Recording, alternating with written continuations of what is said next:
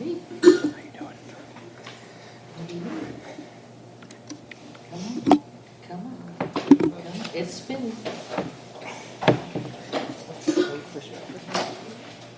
What's the code? Windy Harbor 304. Windy Harbor 304. Spectrum 5G. Ah, got it.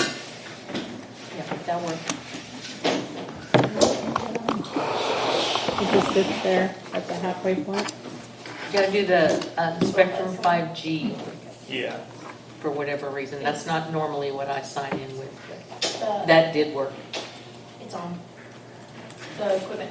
Oh, it's running? It's Is it 6? 6:30? 29. Okay, thank you. Is it capital Wendy? No, no capital. What's the password? Windy? We'll write it down, so we're not Windy? sure. We'll Wait, write it this- down, so we're not sure. Nobody's gonna remember. I'll just go back on the video. What was that? I'll just sit in the parking lot and pop up. I got the first part. Bet. Here. I've already said it. Cole, your mic is off, just to let you know. Thank you. All right. I got it right here. You got one? You share. Yeah, I got one here. Oh, you got one? Okay. He's off. You're off, David.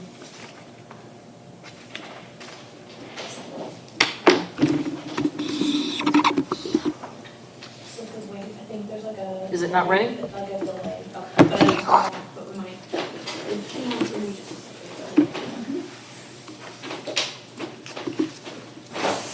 Are the lights off? Okay. It's good. Yeah. There you go. There it is. Okay. Is it good? All right, then it is 6:31, and I'm going to call this meeting to order. We do have one person signed to speak, Mr. Dawson. You're the first. The first and only. And it is a 3-minute opportunity for you. So David, if you wouldn't mind keeping time, thank you. Thanks for giving me the opportunity to speak today. Took a few notes so that I can stay on track here on respect to time. So I'm here today because I've heard recently that there's kind of a mood or maybe a direction within the MUD board that de-emphasizes code enforcement and adherence to our deed restrictions in our neighborhood. And furthermore, I've learned recently that we may have already or are moving towards getting rid of sage to help us make sure that we're keeping our neighborhood up to spec, and potentially Infomark. Those are concerning to me. My wife and I moved here from Buttercup in 2003, primarily because of those deed restrictions and the support that we had from the MUD to ensure that the quality of our neighborhood was maintained. And I think anybody that has bought a house in this neighborhood knew and hopefully appreciated these deed restrictions and the support that we should be getting from our MUD to maintain the quality of our neighborhood. And furthermore, I believe that code enforcement ensures decorum and helps us maintain a quality of life and helps us maintain the value of our properties, which is the number one asset that most people have. I'd like to furthermore just say that, to those of us that think that maybe code enforcement is unnecessary or it's a nanny state or something like that, I could, but I don't have time to explain to you what can happen and why we left Buttercup. How one person in your neighborhood, when there's nobody to enforce anything, can ruin the quality of life and ruin the property value, which can then impede your ability to escape that neighborhood because they just taint the value of your home. And how little you can do about it without the support of a MUD or an HOA to help you enforce those restrictions and those matters. And that's all I have to say. Thank you for your time. Can I ask you what Yes. street you live on? I live on Bernie. Bernie Drive?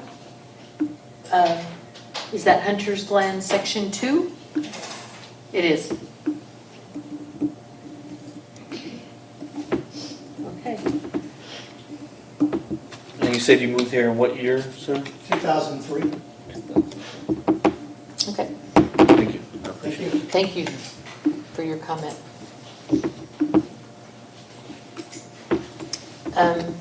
Mackenzie, do we have our contractors online? They are. Okay, before we move on to agenda item 2, I would like to do just a little bit of housekeeping. And since our contractors are online and can hear at the start of our meeting, they usually depart after their presentation. I would like to ask our contractors if they could please work with us to get the board packet material on the share drive 5 business days prior to a meeting, so that everybody on this board will have an opportunity to look at all the material that is so generously offered by our contractors.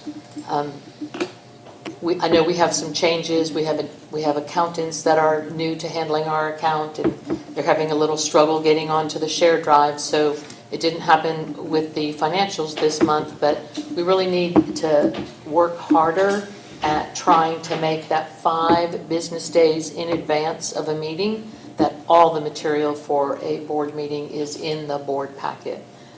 It sure would make things go a lot smoother for everybody. All right, moving on to agenda item 2, the consent agenda. Those are the minutes from last month's meeting. Did everybody have an opportunity to read them? Yes? No, you did not. David, did you? Oh, no, did you have a chance? No. Yep. Okay, good. I did make a few minor corrections, and I saw notes that they were made. So if somebody would like to give me a motion on the consent agenda. I move to approve the consent agenda. Can I get a second? Second that. Any discussion? All in favor? Deb, are you abstaining? I haven't read it, so I can't vote. So that's an abstain? Yes. Okay. Item 3, the accountant's report. I don't know if we have Kara or Tia. Kara. We have Kara? Okay. Kara, it's all yours. Thank you. Good evening, everyone. Nice to be at your meeting. I believe you have my report. If you will scroll past the cover page, you'll see your summary of funds as of today's date on page 2. Nothing out of the ordinary really on this page. Page 3 is the cash flow for New First Checking. We started the month with a little over $11,000. You had some receipts such as tennis fees, interest on your ICS. We did transfer $310,000 from tech school, and then we had a voided deposit refund, which was sent again. I am presenting checks number 1114 through 1140 for your approval today. I believe that you have had a chance to look at this, so I will just continue, and you can always come back and ask me a question. After your disbursements of $308,000, we left just a little over $14,000 in that account. Your cash flow for Cadence Bank is on page 4. We started the month with $24,198. You had accounts receivable just over $130,000. And you can see your payroll for your security and your fees of office, as well as a little bit of return checks and T-Tech bills. After your disbursements, we left $16,471 in this account. The Cadence Bank reservation cash flow is on page 5. You can see your beginning balance at $10,228. Little facility rental, a couple of fees, as well as a facility refund, rental refund. We left $11,696 in this account. And your operator account is on page 6. We began this fund with $16,872. We had accounts receivable of just over $61,000.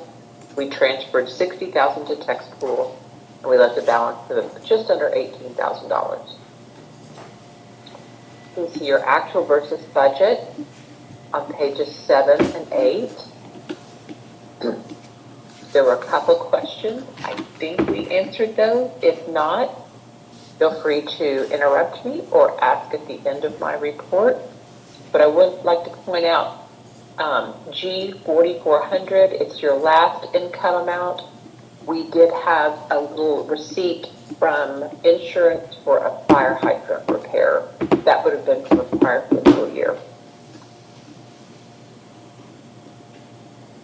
And that does conclude my report, but of course I'm open to any questions that you may have. Thank you, Kara. I do have one. You did answer that question about that income of $66.55, and Tia and I will work next week to try to backfill these comments with the responses. She couldn't get there, so, but that is the insurance reimbursement for the fire hydrant that got hit. That got Yes, taken care of. And also in the category of engineering fees, we did pay Westwood last month $6,813.75. That should be recorded in that first column, Kara, so that we can keep track of that budget. I would like a moment to look at that. Sure. I think that invoice, I'm going to get there in QuickBooks. I think that invoice may have had a January date on it that we paid in February. And so we go by invoice date. And I think that may be why it's not showing up in the February budget, but I believe it's in the October through February budget. It's not the end of the world because we know I went and looked at the check, and so I know it was processed, but. Okay, and then did we answer your questions about G5111 sufficiently? That was just an example, yes. Year-to-date budget, does that equal year-to-date spent? For most accounts, we annualize your budget. So for G5111, we have a budget of $10,000. Right, Divide that by 12 and it comes up to $833 a month. okay, You can see that we did not have an expenditure this month, Mhm. but we still have our budget amount. okay, So year to date, we have spent $1,291 in this category. Year to date, we have accumulated a budget of $4167. So there's just a budget overage so far. yeah, it's an overage of your $833 a month budget, not the full amount that we have left on the table of the $10,000 that we budgeted. Is that correct? Exactly. Okay. Yes, ma'am. That's what I wanted to understand, okay. I did have one question for you on the bank account called, hold on.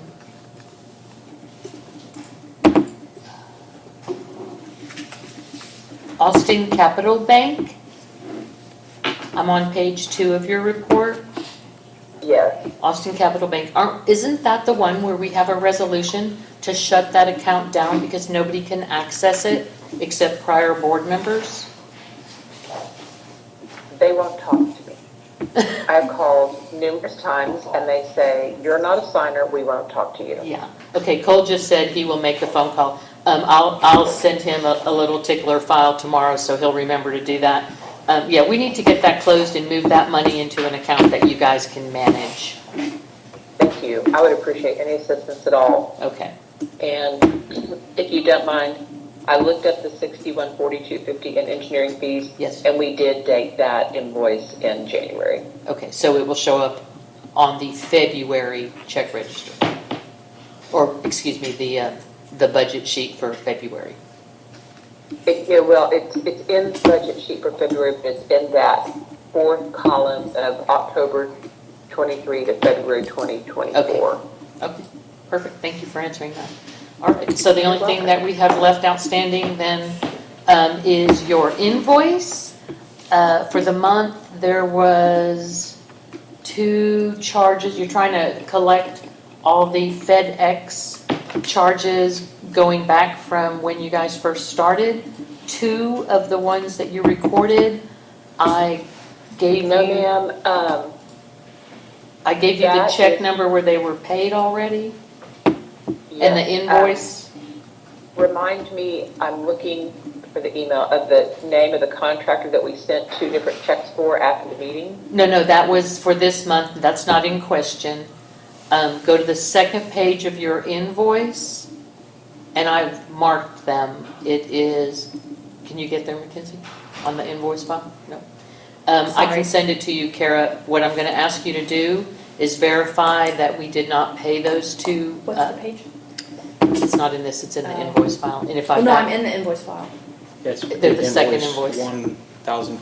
can you see it? Yeah. There you Yeah. go. 1444. You see it? Tell her the invoice numbers. There's Kara, 2. it's invoice 1,444. It's the second page of your invoice packet. She's got 2 comments on there regarding the first line for FedEx charge for 8/22/2023 paid on invoice 1271, and then FedEx charge for 12/13 of 2024 paid on invoice 1381. Thank you, Mackenzie. As well as I do have another notation on invoice 1472 under report additional late invoice fee on 227J White.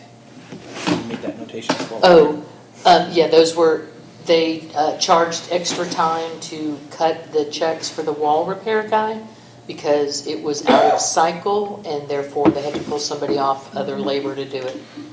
Yeah. So that, they've explained that one to me. Okay, cool. And like I said, Tia couldn't access this file to give us those comments, so I'm gonna back her comments in after the meeting. So really, the only thing that Kara needs to look at are those FedEx charges that I believe have already been paid. So Kara, here's what I'm gonna suggest. I'm gonna suggest that we hold your check until you've confirmed those have either been paid or not been paid, and then demonstrate with the receipt, and then we're not going to cancel your check, we're just going to hold it until you've had an opportunity to confirm. I understand. I do see, I will tell you that when I was looking at your comments, I did miss page 2. I did not know that this invoice got submitted to you because we needed to review it further. No problem. So if it's okay, may I issue you a credit next month for $55.23 plus $73.36? That way you can go ahead and pay And it with your release this packet, check? and then you'll get a credit on next month's. Does anybody object to them doing that? No. Anybody have an objection to them doing it that way? That's fine with me, Kara. The board doesn't seem to have any problem with you doing that. Let me make a note. Tell me again what you're going to credit us back. I'm going to credit $55.23 and $73.36. That'll work. And then, hold on, let me get this.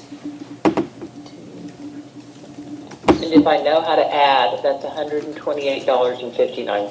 Thank you. And another check, the Infomark maintenance check. All the questions were not answered, and I'm missing the last 2 receipts at the end of your maintenance invoice. I put all the receipts on that file I sent in. I know, look at the last 2, there are no receipts for it. And also an explanation of some district supplies that include a titanium drill bit. That was for a job-specific item. I didn't get a chance to talk to the tech about it. Again, we're not canceling your check, we're just going to give you an opportunity to finish Oh, I have that receipt. filling in the blanks, and then once Kelly and I look at that and it's satisfied, if the board doesn't object, then they should release that check.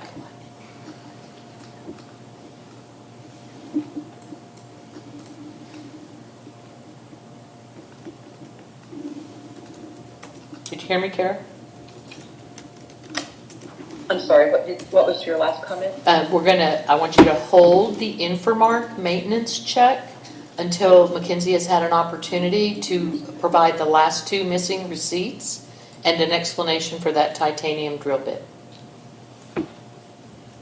Okay, we will wait for that resolution. And as soon as she does, I will confirm with Kelly that it looks right, and then once that happens, if the board does not object, we should release that check.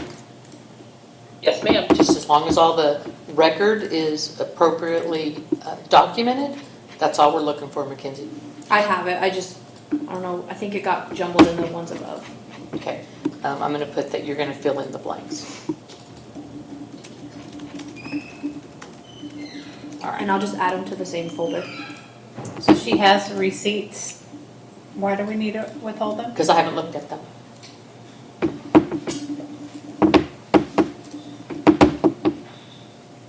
We compare the receipts to the invoices, the work orders, to make sure that everything lines up. And if anything looks out of order, we ask for an explanation. All right, that's all that I have for bills and invoices. Does anybody have anything for Kara? Any questions or comments, concerns? Anybody? Beth, David, Benoit, Kelly? No? All right, Kara, looks like you're done. All right. Thank you, ma'am. Board. Oh, wait, one more thing. Yes, ma'am. Did you get an opportunity to talk to I them? have not talked to them. I'll talk to them tomorrow, but if you want to bring it up, that's Um, totally fine. Kara, there was a mistake made last month in the payment of fees of office to Hanoi. Accidentally paid him for 9 fees of office that he'd already been reimbursed for. So he's going to send you his firstborn to pay it back. Is that right? Yep. No, not really. He's not giving you his firstborn, but he's going to call you tomorrow to figure out how to resolve it so he can put that money back. Okay. I It was will- deposited I will- February 27th, 2048 and 32 cents. Yeah. And it should have been a check for 2 fees of office, not 11. Okay. But he'll work that out with you and resolve that, okay? That's great. I will make sure that I take care of that for the next meeting. Okay, thank you. Thank you, Thank you, Linda. for looking at that. I added your other 2 receipts to the folder. Thank you. If nobody has anything else for Kara, we're going to move on to the engineer's report. Jacob, are you with us? Do we do a motion to approve that and Yeah. disbursements? Oh, I apologize, yes. Does anybody want to, Kara, give me the total amount for bills,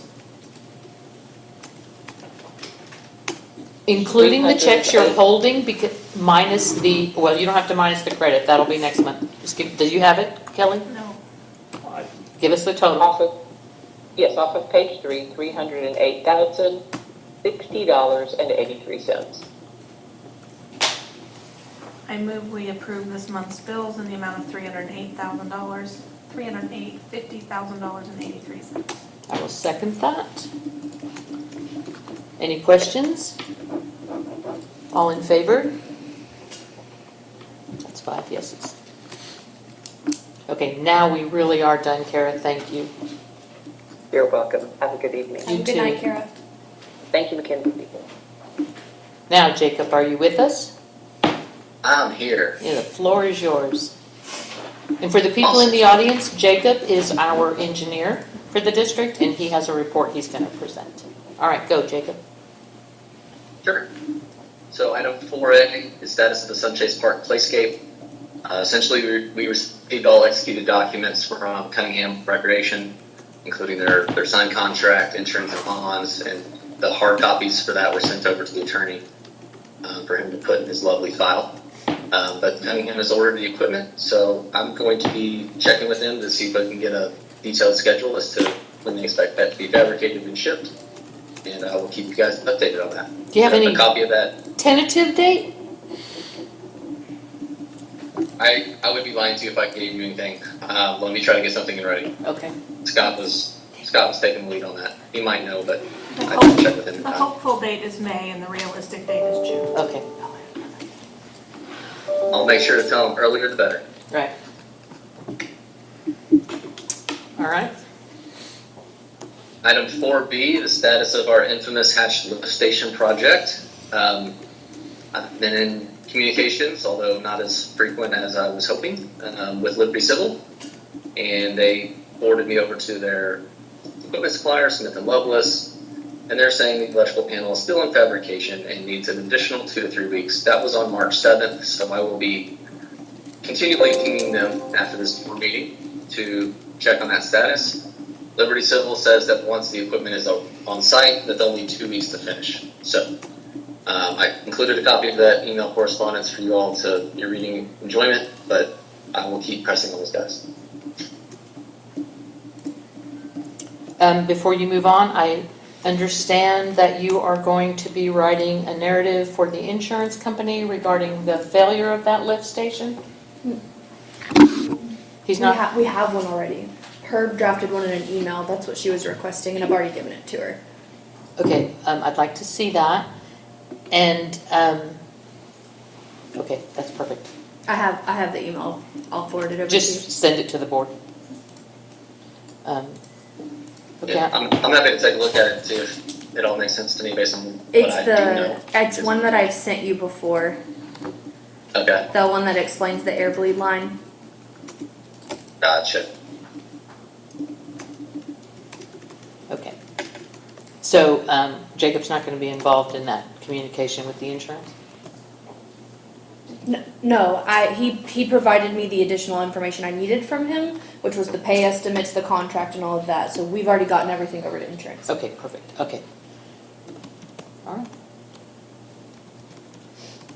You can move on.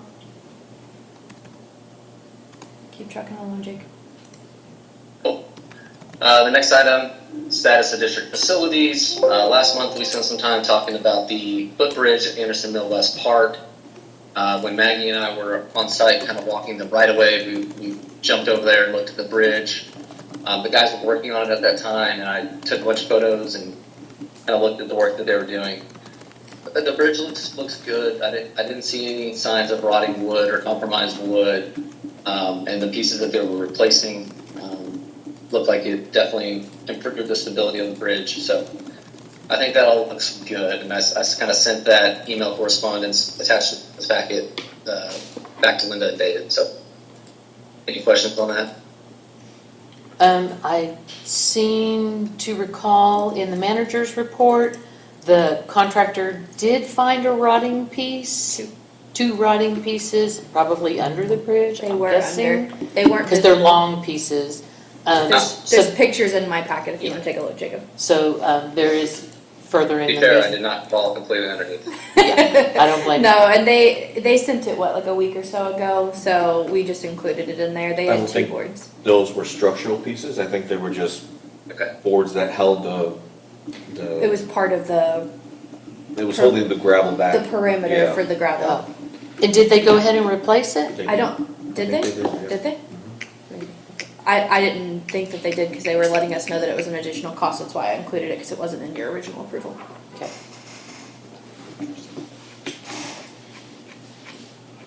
Okay, before you move on, the hatch lift station, I'm just gonna jump back there really quick. One thing, I did research all the minutes from back 2 years ago. I did find the motion to purchase the additional pump for hatch lift station, but the motion failed. So there was no purchase of that second pump, so. I know I'm not going crazy. Okay. I just wanted to clear that up because it was something that was attempted but failed. All right, now we're back to you, Jacob, and you're on D. All right. The next item was the wall repair along Anderson Mill. Again, I attached kind of that email correspondence. We looked at that wall when we were walking and kind of typed out some suggested remedies, and it looks like the contractor that was hired was able to accomplish that. So, and I know Linda was in direct communications with that landowner about whether it was secure enough or made her happy. So, So the wall was repaired. The wall was repaired. The resident is satisfied with the Okay. repair. Okay. And she's not concerned about security as much as privacy. And so David had a suggestion or two on how from her side of the fence, from her backyard, she could secure that gap and not compromise the 6 inches away from the tree. So if he has time tomorrow, maybe he can swing by and give her some suggestions. Okay. But thank you for looking at that, Jacob. I appreciate it. no problem. All right, item D, the estimate of replacement value for district insurance. I don't really have an update. I know that the insurance documents were sent around for everybody to review. So, That has been processed, and we got the certifications back, they're included in my folder showing the updated amounts. I did see that as well, Mackenzie, but it came really late. I made a couple of notes on there. So we're not going to move on that item tonight because I There's no haven't, movement, we've already submitted the changes to insurance. well, for it. there's things in there that need to be, that we don't need to insure, like the playscape at Sunchase Park that's gone. That's Yes. on there. Then if we're going to do that, we need to increase the value starting Well, you don't in wanna- June. Yeah, well, that's what I'm saying, is you don't wanna increase it until it's in the ground. Okay, then we want Because to your monthly remove, premium will immediately increase we want to with it. remove paying insurance on a playscape that's been gone for 2 or 3 years. We left it because the pea gravel and everything was worth what they sought to be a removal cost of at least 10 grand, which is what's in your insurance. So that's the only reason it got left from prior board. Okay, I don't, like I said, I didn't have a chance to really go over it very closely. The only items that changed were the ones that Jacob suggested. Then we only have 200,000, Jacob, on the other 2 lift stations? That was his initial suggestion, was moving those to 200,000 each and then incrementally increasing them over time. What were they before 200,000? Less than. 75. Like, the safe answer. yeah, That's- I think it that's was a one, really safe one may have been 140. I think one was like 130 from what I 130, remember. 139. You have the originals in the email that I sent you. Okay, all right. So we're gonna incrementally increase the insurance coverage on those newer 2 lift stations? Dagama and Sunchase. And to what ultimately will we insure them for, Jacob? Do you remember your numbers? I can pull them up, Jacob. Yeah, as much as I wish I memorized them, I can pull it up. I'm working on it. I got it. Okay, you win. Your comments were, so that's for the first one, it was at 72,000 for Sunchase, and I think it was agreed in your, where are your notes that we said we were gonna bump them to 200? I think they're in your email, or we talked about them last month. Well, tell me this. Notes, Tell me but this. I can't What find it. is the increase to the annual insurance premium with these bumps in insurance? So she said that she won't have that number until they process your next payment for insurance, and she'll let us know what the increased amount are going to be. It's, from what I understand, fairly minimum, because you good. didn't increase them too much, and your premiums are not that high. What will increase over time with them, though, is likely the more we increase it, the higher the deductible will end up getting for the cost of the valuation. So that will change, but your premiums will mildly increase, but the deductible cost may go up. What She's is our supposed- deductible? It's different for every item, for every valuation. Okay. So if you look in your insurance documents that I sent you in the email where I think Cole had actually originally forwarded it to you, there's a page in the bottom that explains for each category of item, the valuation amount for the deductible amount. So there's a chart in there that explains the deductible for each item. Okay. The only reason I'm asking is I noticed when I glanced over that insurance update that our light poles are insured. The light poles. And we're missing one. I don't know where it got off to on El Solito. Yeah. And that one that was, I don't know if it fell down in a storm, the one on Brighton Bend that we recently replaced, That one I Or think Little was hit Elm? by a car. hit by a car. Does insurance cover those? Not typically. I think it has to be some sort of internal failure of parts or something to that effect. I think accidents and things like that are not, because it's not like auto insurance, it doesn't cover the same premiums. We can ask, but I think we have before in the past and they did not cover it. The deductible might not make it cost That's what I effective. think. I think it was, But if it was hit by a car, do we know? there was no police reports made at the time from when we checked. And the Because that's a homeowner, $15,000 repair. Well, based on an estimate that's in the packet for new ones. yes, so So- long as the base was not damaged, and I don't believe that it was, I think it was just the pole, because the pole was laid over in the grass, so they removed the pole. As long as your base isn't damaged, the poles are about $1,200. Okay. And then your light fixture and your light on top and a ballast might be a couple extra $100. But I can't imagine it's gonna be 15 grand at all. Okay, good. Well, it's already fixed. Yeah. This happened a while back, but when I realized that they were insured, I thought, oh, maybe we should look at that as an option for I think we- replacing or repairing the ones that get damaged. If I recall, we had this discussion when Catherine was still on the board, and that was the exact thought was, I think your deductible was either $750 or $500, and the cost for replacement at that time, the pole, I think it was like $1,000, and she was like, what's the point? And putting a charge on your insurance to pay a couple extra $100. I'm good with D. You're good, Jacob. Alrighty. Next item is the lead and copper rule revisions.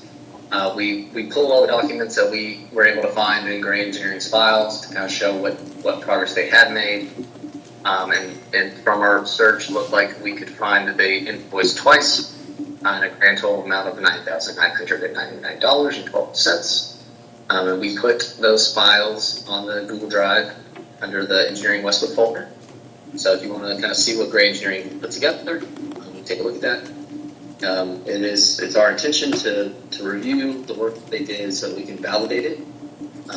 As you know, at which point when the board authorizes us to move forward with the lead and copper rule revision work, we will try to use what they have. We'll validate it and move forward. So I know that we had deferred this item previously, so I wanted to bring it back up, knowing that the deadline is not it's not moving. So.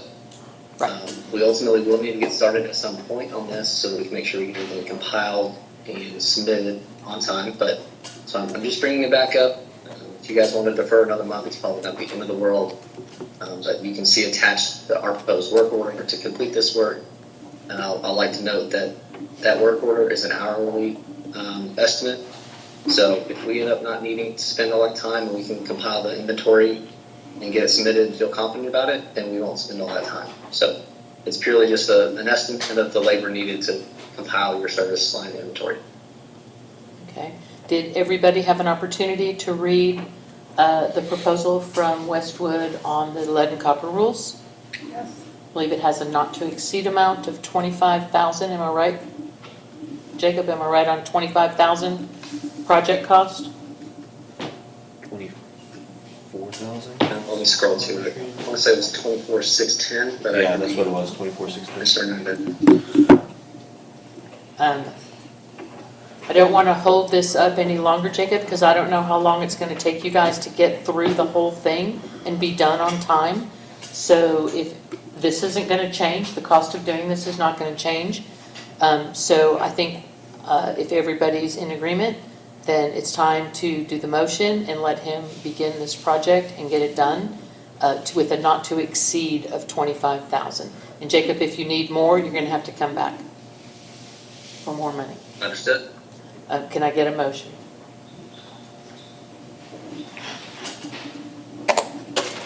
I move to approve the project for the lead and copper rule for Westwood with a not to exceed of 25,000.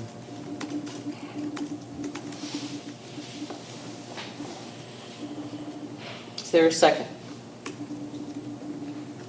A second. Any discussion? Beth? No discussion. David? No, ma'am. Hanoi? No discussion. Kelly? No. All in favor? Can 5 I- yeses. can I Thanks have- for coming. Can I answer your question earlier? Absolutely. Wait, hold on. Jacob, did you hear that? You're good to go now on that project. So Got it. 25,000. So I went back to last month's packet where Jacob had put his notes in there. The original document you had sent me was your preliminary notes before you and I chatted. So the Sunchase lift station's actual replacement valuation will be closer to 500,000. So we will incrementally increase it to that. And then DeGama is going to be between 650 and 700. We are so far past that. But okay. Well, you had thank you. asked what are they going Yes. to be, so, and I knew he had put notes in there Okay. and I couldn't figure out where they were. I kind of like the incremental and not busting our insurance budget all in one fell Jacob's swoop. suggestion is 10 to 20% of an increase every year. I like that, okay, good. All right, Jacob, back to you on item F. Sorry, I keep stealing your thunder. Oh, you're doing a great job. Item F, the monument sign on El Segundo Parkway. Last month we brought it up. We pitched a couple options. You guys decided to just table that for now. So I don't have an update on that unless y'all want to talk about it some more. You know, Jacob, I would really like to see that thing replaced, but I don't think it is a critical priority at this moment. I think a bigger priority is repairing the priority 1 and 2 failures in the parks. And until we can get a cost of all of these repairs, I'm going to suggest to the board that we leave the sign as it is, the monument sign at the entrance of El Salito, and then revisit this maybe in June when we have to relook at the budget to try to fit everything in that we have to do and see where this will fit in. Mackenzie, didn't you get us an amount? Because we're going to have to replace it, we can't repair. What were we looking at, 20,000? You give me a minute, I can tell you. I have the invoice from, it wasn't I know a lot of people are asking when it's gonna get I fixed. want to say it was 22 or 23. Yeah, it was up there. It's not that we're not going to do it. If anybody asks you about it, we are looking at alternatives. We're going to have to move it out of that median because otherwise it's just going to get hit again. Just needs to be moved back. But we need to evaluate where that fits into the priorities once we have an infrastructure plan, which is also on this agenda. So I'm going to ask that it is left in the pause mode at this time, and then see if we can't pick it up with other, maybe cost savings in other areas. So we're gonna leave it there broken and damaged as it is now? We'll Thank you. leave it sit there, yeah, for another month. Well, you just said June, that's a few months. Well, because we don't have the list of park repairs yet. I mean, I could go either way, you know, depending on everyone else's opinions, but if it's an eyesore and we're not keeping it, you know, I might get rid of an eyesore. I mean, the street name is still there. People still know what street it is. You mean take it down? Just take it down, which is, Mackenzie, can you get us an estimate to remove the sign completely yes. and see what that will be?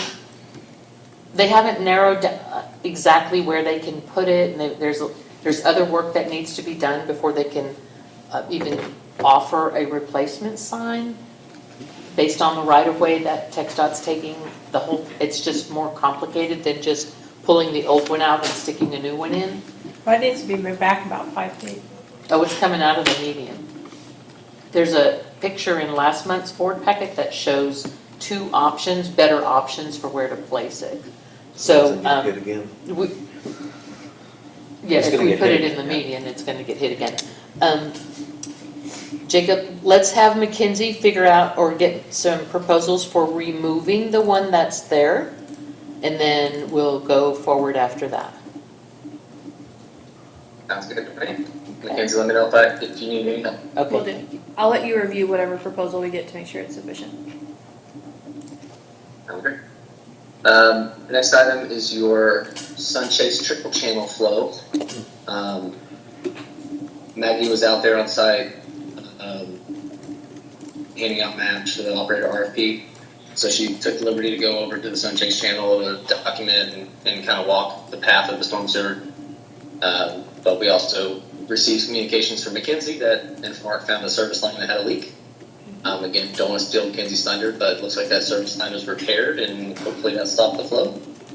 I believe it did. They're gonna confirm again, but they did check after the repair and the flow was significantly less. It just wasn't completely dry. So it wasn't in Cedar Park? No, so where the water was coming from is the direction of City of Cedar Park, but what it was is you have an I&I problem right between the two homes off of Dayflower, and there is no manhole over there, so there's no way to enter the system. So they ended up tracking it through, going through Sunchase, walking it in, and then finding where between two manholes it's present and then it's not, and then had to kind of determine which meter boxes could be contributing to it, which were over what lines, and they ended up narrowing it down to, I forget the address, but one of the meter boxes right there off of Degama, and it was 5 foot below the surface of a meter box directly over your line. On Degama? I'm sorry, Dayflower. Okay, Dayflower. Bless you. Bless you. And it was a 1.5 inch slit in a line. When did they fix it? Yesterday. Okay. Glad it was found. It was a feat. 6 months of running water, I'm glad it was found. Didn't we have that line televised? Didn't we have it It's a service line. You can't televise a tiny service line. They don't have cameras that small. This was literally a line, like a 3/4 inch line. So. You know, we never have received that invoice yet from the people who did that televising months ago for that Sunchase flow problem. What invoice? The company that came and actually televised looking for the leak.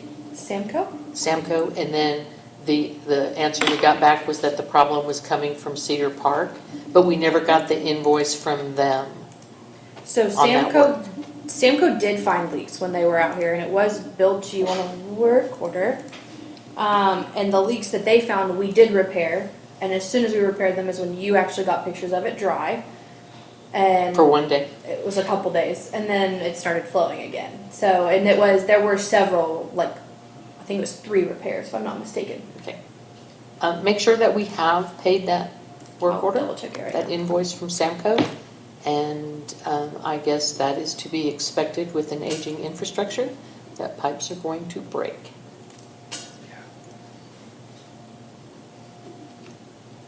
Thank Maggie for me, please, for finding that running water.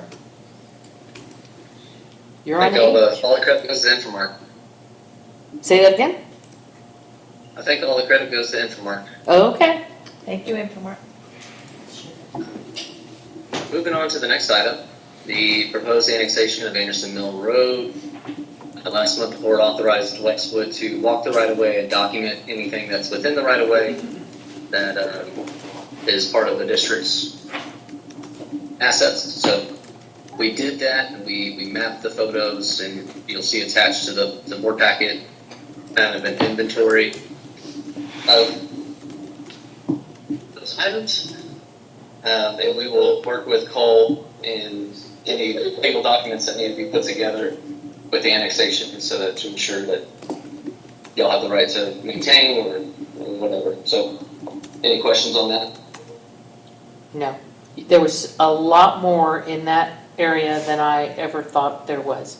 So that's going to be a lot of those little agreements. We'll probably have one agreement with all those Okay. items. Okay. You did pay for it already. I can give you the invoice number if you need it. Email it to me. Okay. All right, good. And Jacob, we probably might want to share that with Cedar Park as well. I can send it over to that email chain that has everybody on it. Okay. Thank you. No problem.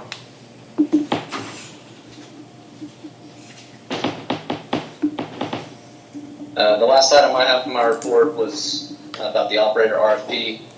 The board requested Westwood prepare an RFP and send it out to various operators. And we did that, and we received 2 RFP submittals back, one from Infomark and one from MOC. If y'all have any questions, let me know. We don't have any questions, or at least I don't have any questions on the RFP. It's further down in the agenda, but I do, before you get off, I want you to jump to agenda item 8A, I believe. Yes. Is that the RFP? That's No. the capital improvement plan. Yeah, that's, I believe that's Jacob's. Yeah, I was gonna say he should be on the line for that, or Okay. we could just do it. You can just talk about it now. That's why I'm going to jump to agenda item 8A. Jacob, that's gonna be yours, development of a capital improvement plan for the district? Sure. I did not include that in my report, but I can definitely talk about it. You know, I know Cole sent some information for Linda, and this is something that a lot of mature districts experience. You have a bunch of aging infrastructure, and we don't want to continue to be surprised when things have issues. So and I'm sorry, I'm on baby duty, but one of the things that I've done for other districts is, you know, putting together a capital improvement plan, putting together an asset management plan, and putting together a facility assessment. Sorry, one second. I apologize. It's okay. No worries.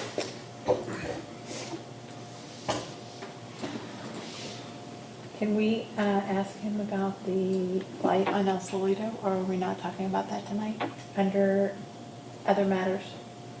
We can, as soon as he gets through this, and we'll go back Yeah. up. I just didn't see it on the agenda. I think it's on the manager's report. It is. It's not his item, it's Mackenzie's. Okay. Okay, I'm back. My baby must have known that I was close to the end, and she couldn't hold it back anymore. So essentially, you know, one of the things that we like to recommend and work with districts and operators on is a review of all your facilities and documenting existing conditions, and, you know, putting together a plan for when things need to be rehabbed, when things need to be replaced, when things need to be upgraded, and kind of putting cost to those potential projects, but more importantly, putting those projects on a timeline. Not everything needs to be done next year, not everything needs to be done 10 years from now. So if we can kind of spread those projects out, allow you guys to plan for them financially, that should help. And then I think it's important to note that that's not a stagnant document. That's something that probably gets revisited on a yearly basis. You know, things change, things kind of, and so we continually update that. And that's a really helpful document for your bookkeeper, but also your financial advisor for figuring out how you can fund these projects moving forward. So, and sometimes as we get to a project, we decide that we don't need to do it because things haven't deteriorated like we thought. So it's just really meant to be a planning tool so that everybody's on the same page, expecting when things need to get done.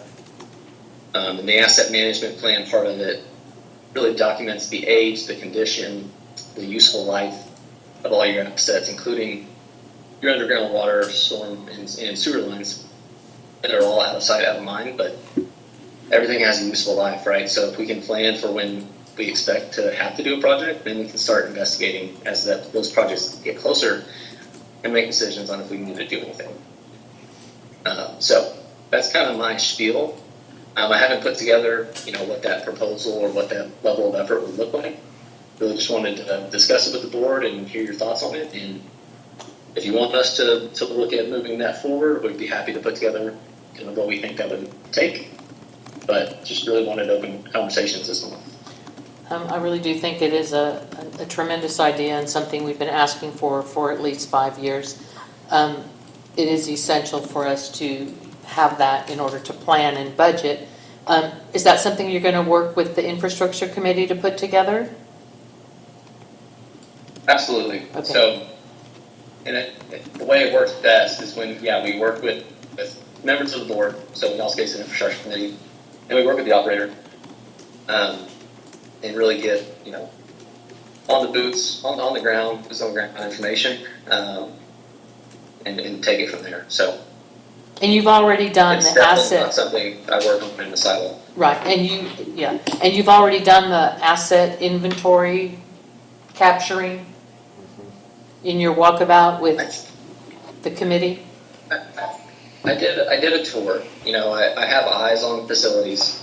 I took some pictures, but I did not really put that together. And I can send over some examples of what these documents look like for y'all to take a look at. Okay. But like the asset management plan will break down all of your water networks in each subdivision and put the date that they were installed and what the material was and what the useful life should be.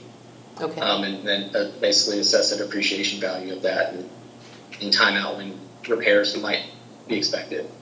It'll break down each of your lift stations into all of the major components and assess a current status to them. Like if you're at the Gama lift station, it's in good shape, but some of the pipes are definitely starting the corrosion process. Your generator's definitely starting the corrosion process. So there's some things there that we could document both with pictures, but also in a spreadsheet kind of showing what we think it costs, when we think you would need to spend that money, and give it like a health assessment essentially. Okay. So I'll definitely put on my list to put together a couple examples of these documents and share those with the boards so that you can have an idea of what I'm talking about. Okay. I'm sure we would all appreciate having that to work with. Do you need anything from us to get started? I'm definitely not asking for authorization to start this month. Let Okay. me send over you guys some examples, Uh-huh. and then let me kind of brainstorm as to what I think that labor for our team Okay. will consist of. All right.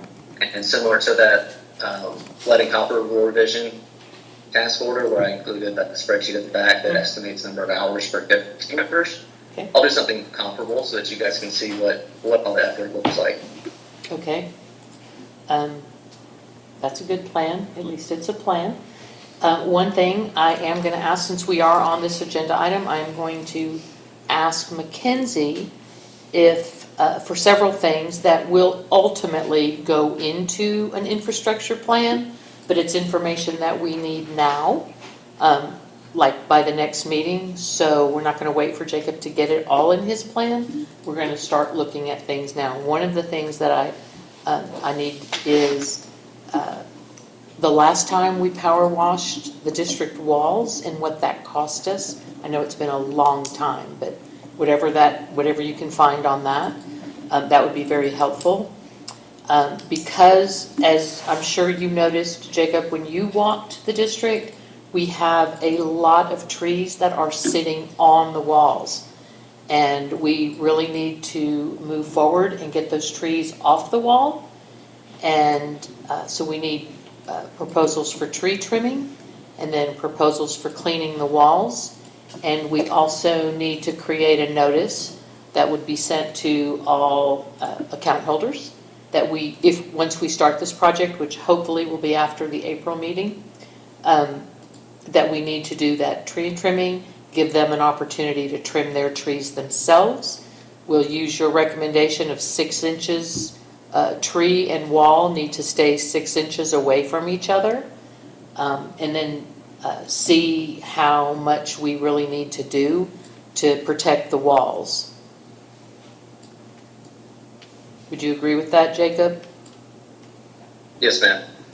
That's just a jump start, because when we went to look at the lady on Grist Lane that had the wall repair, I could not stick my fingers between her tree and the wall.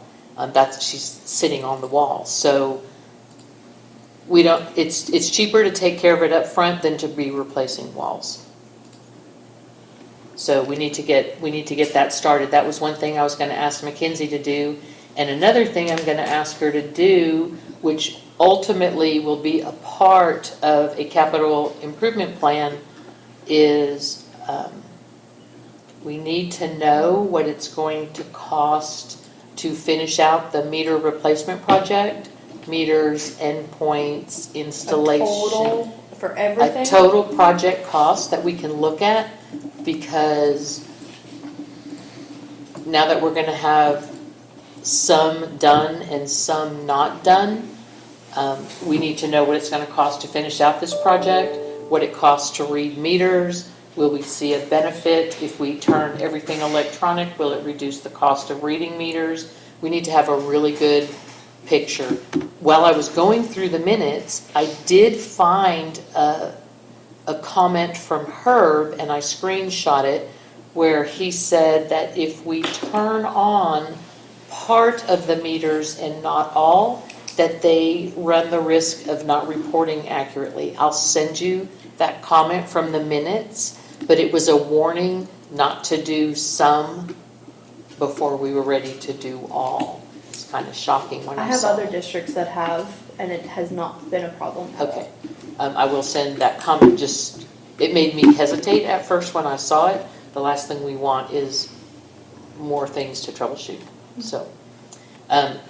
So ultimately, Jacob, replacing all the meters in the district would be in an infrastructure plan, but we're gonna get because we have those 600 endpoints in storage, that Badger would like us to pay for transmitting cardboard box data.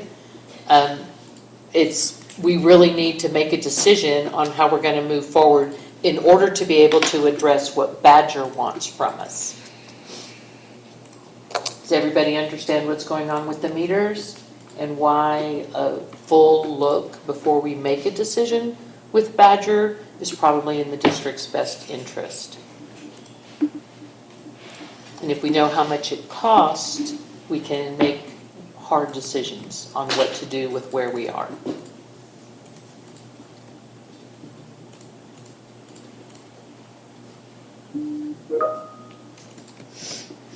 So, Jacob, I just wanted you to hear that part, and that is everything that I have for you.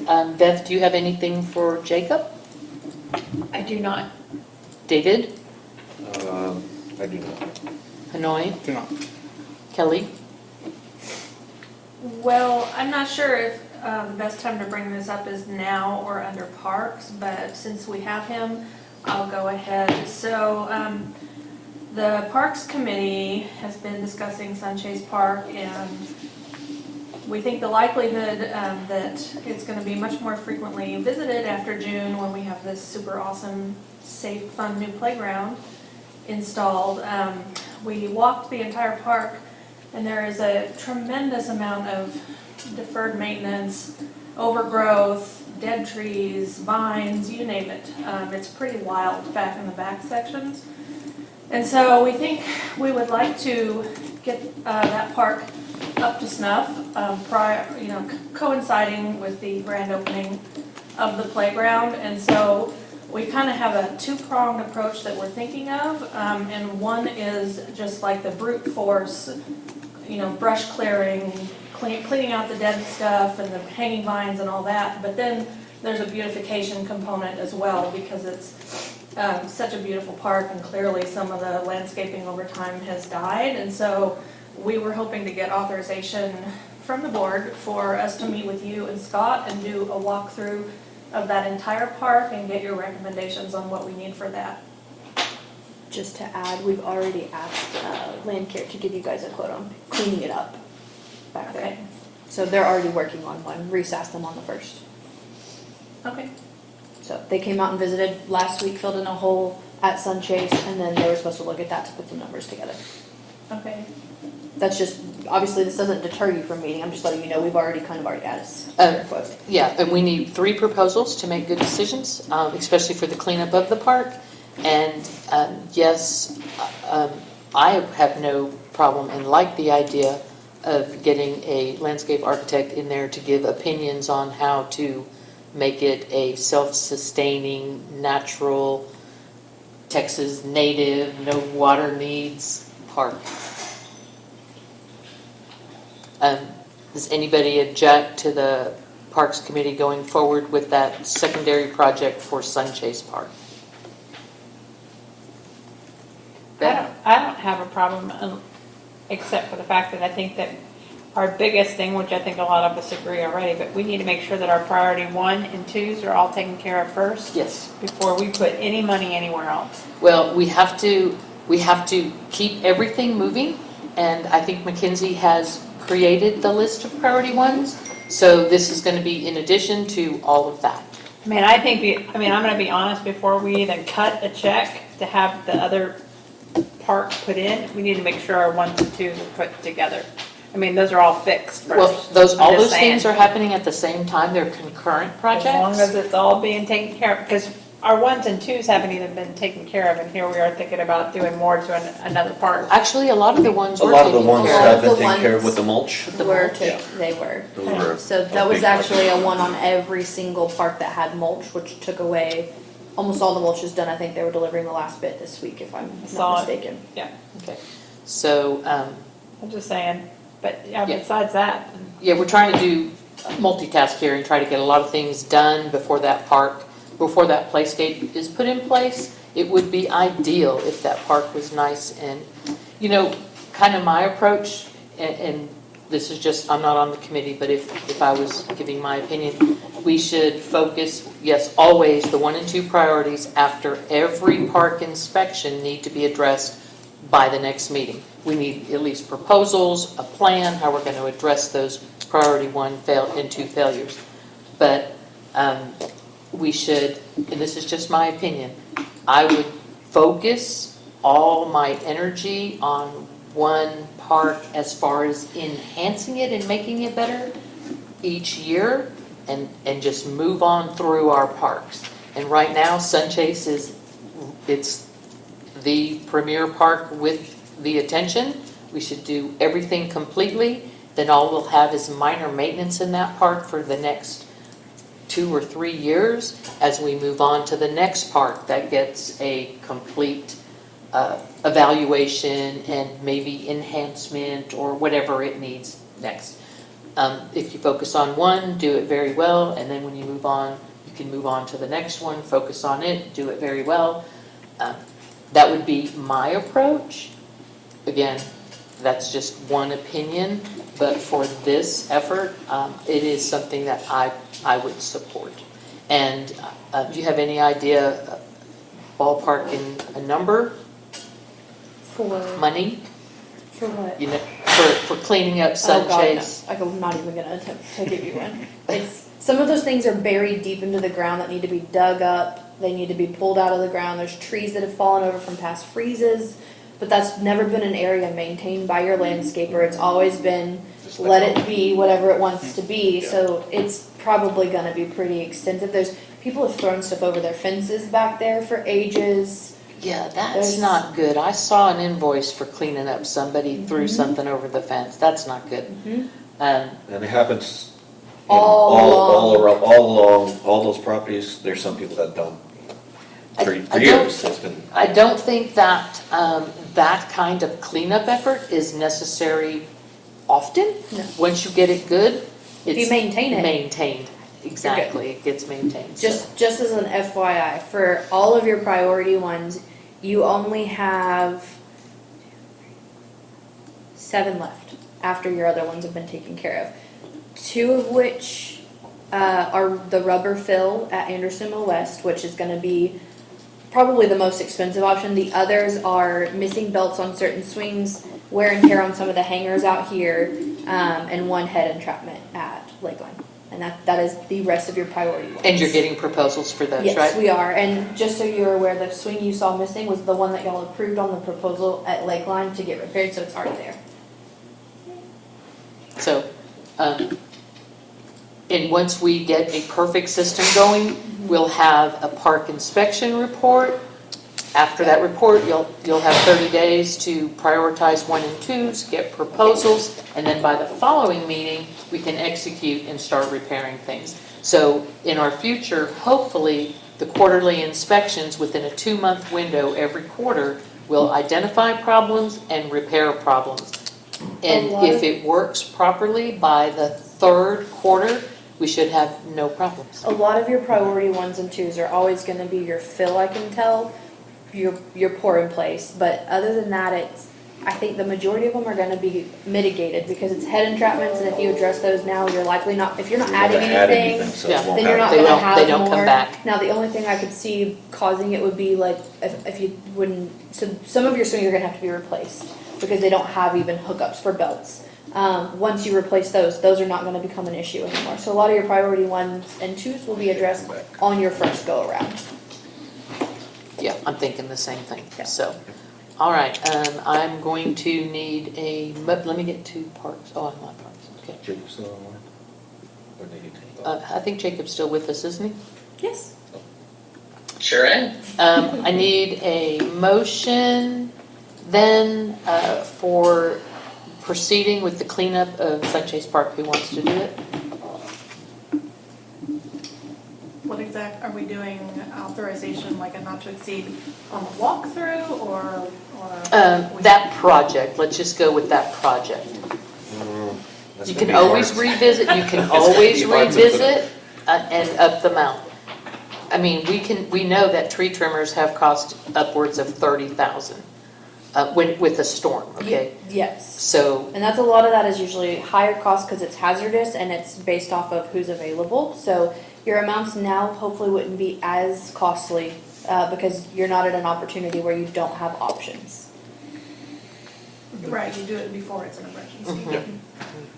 Do you So- want I'm sorry, I didn't mean to interrupt. I was gonna say, because you just mentioned it'd be hard to put a cap on it. Do you want to do a motion to authorize the Parks Committee to walk the facilities and then get as many proposals as possible for the cleanup that you all deem necessary and bring it back to the Should board? have 3 like everything else. that's a Yeah, as many perfect as- motion. Yes, I move that the board authorize the Parks Committee to walk the park with our landscape architect and engineers and solicit bids for the cleanup of the park. Second. Any further discussion? Beth, David, Hanoi, Kelly? None for me. All in favor? Who seconded it? Sorry. Hanoi did. That was- That is a great suggestion, Kelly. Thank you for thinking of that. I walked back there and some neighbor, somebody who lives up against that fence, cut down a tree, and apparently their tree must have been loaded with vines, and now there's big, huge vines wrapped in the park trees. So all that has to come out, so A lot of work.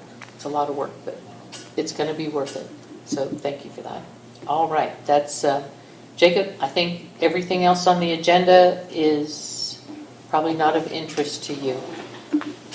So unless anybody has anything for Jacob, we'll let him go take care of his daughter.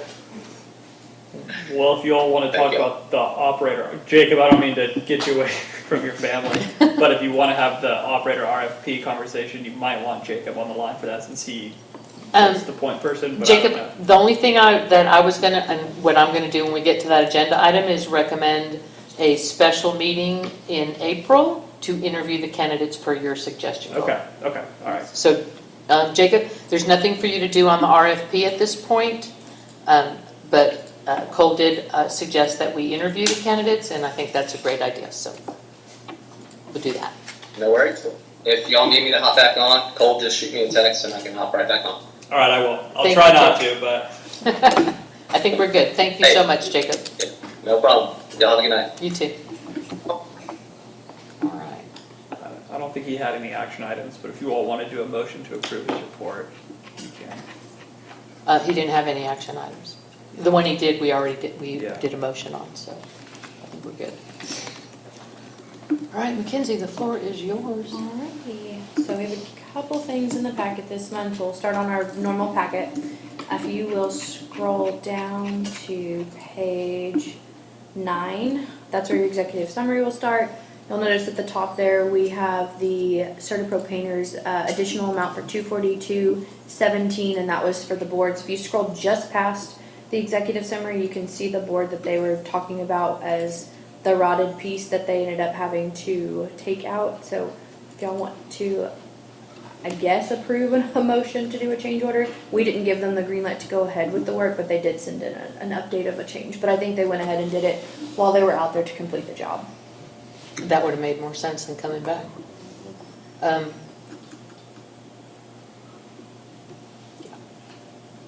much was it? $242.17. Do you need a motion for that? I would like one because it's your original amount's not going to be enough. Hold on. Somebody like to make that motion? Move to approve the 242.17 for Cigar Pro to replace the running boards, The rotted wood. the rotted wood at Anderson Knoll Pond. Second that. What's this, a change order, right? Sorry. Change order? Yeah, It's 200 and how much? $242.17. Okay. And Kelly, you second? Yeah. Any discussion? Any questions? All in favor? Awesome. Did you give us the yes, Beth? Thank you. Water accountability this month was at 95%. I don't believe it's from the Sunchase repair. We haven't had any other leaks crop up. I think that one could have been leaking slower towards the end because it was compressed against a pipe. But that's where we are this month. You had 120 letters mailed. You had 96 tags hung and 14 disconnects made. Your mulch replenishment should be completed at this time. If not, will be at the end of this week. I know that they were working on getting the last bits out as of last week. Badger meter, so we have requested the purchase agreement a couple of times. Up until the point that I made your report, I did not have it until 11 o'clock today. So Cole has not had the chance to review it yet, but he does have it. So Cole will be reviewing the MSA agreement that we received from Badger, and we can bring that back next month and make recommendations and go from there. We are going to go ahead and start moving forward with doing 10 to 20 endpoints and getting them installed. I'm probably going to wait until the agreement's in place, and then we can get our communications out to your residents about it so they know not to touch them, don't drive over them, don't rip your meter box lid open. A lot of kids like to play in them, so a lot of times homeowners will, as soon as you put an endpoint on and their kid goes out there to look for frogs or whatever, they open the meter box and rip the wire off. And then you get a phone call to come repair it. So we want to make sure that they have proper literature ahead of time, so we will do that. That's the plan for now. Anderson Millis footbridge we've already covered. Park Protect quarterly report. I did not send this out to you all just yet, but I do have the report compiled. I know it's going to look really small. This is your bid tabulation page, and then I have a tab per each park, broken down, list of the priorities, highlighted in bold what the issue was. So it's all broken down per the spreadsheet, and then we're going to go ahead and start reaching out. I did note on some of the items, Park Protect is working on them, so I'm going to check in with Dustin on a couple of the issues, because some of his notes said, like, we've ordered this, but it hasn't come in yet. So just to make sure we're not doubling down on getting multiple bids for things that Park Protect's already working on, I'm going to double check with him on they're mostly just small items, like chains or hardware, things like that. So that way we're not doubling down. Will you send us that report you compiled? Yes. And we put it on the do, drive. on the quarterly schedule, the last inspection was, I think, December 29th. It was, so you're going to be due at the end of this month. We're coming up again in a couple weeks. I'm hoping to, because it'll be after your fill, it'll be obviously a much better one.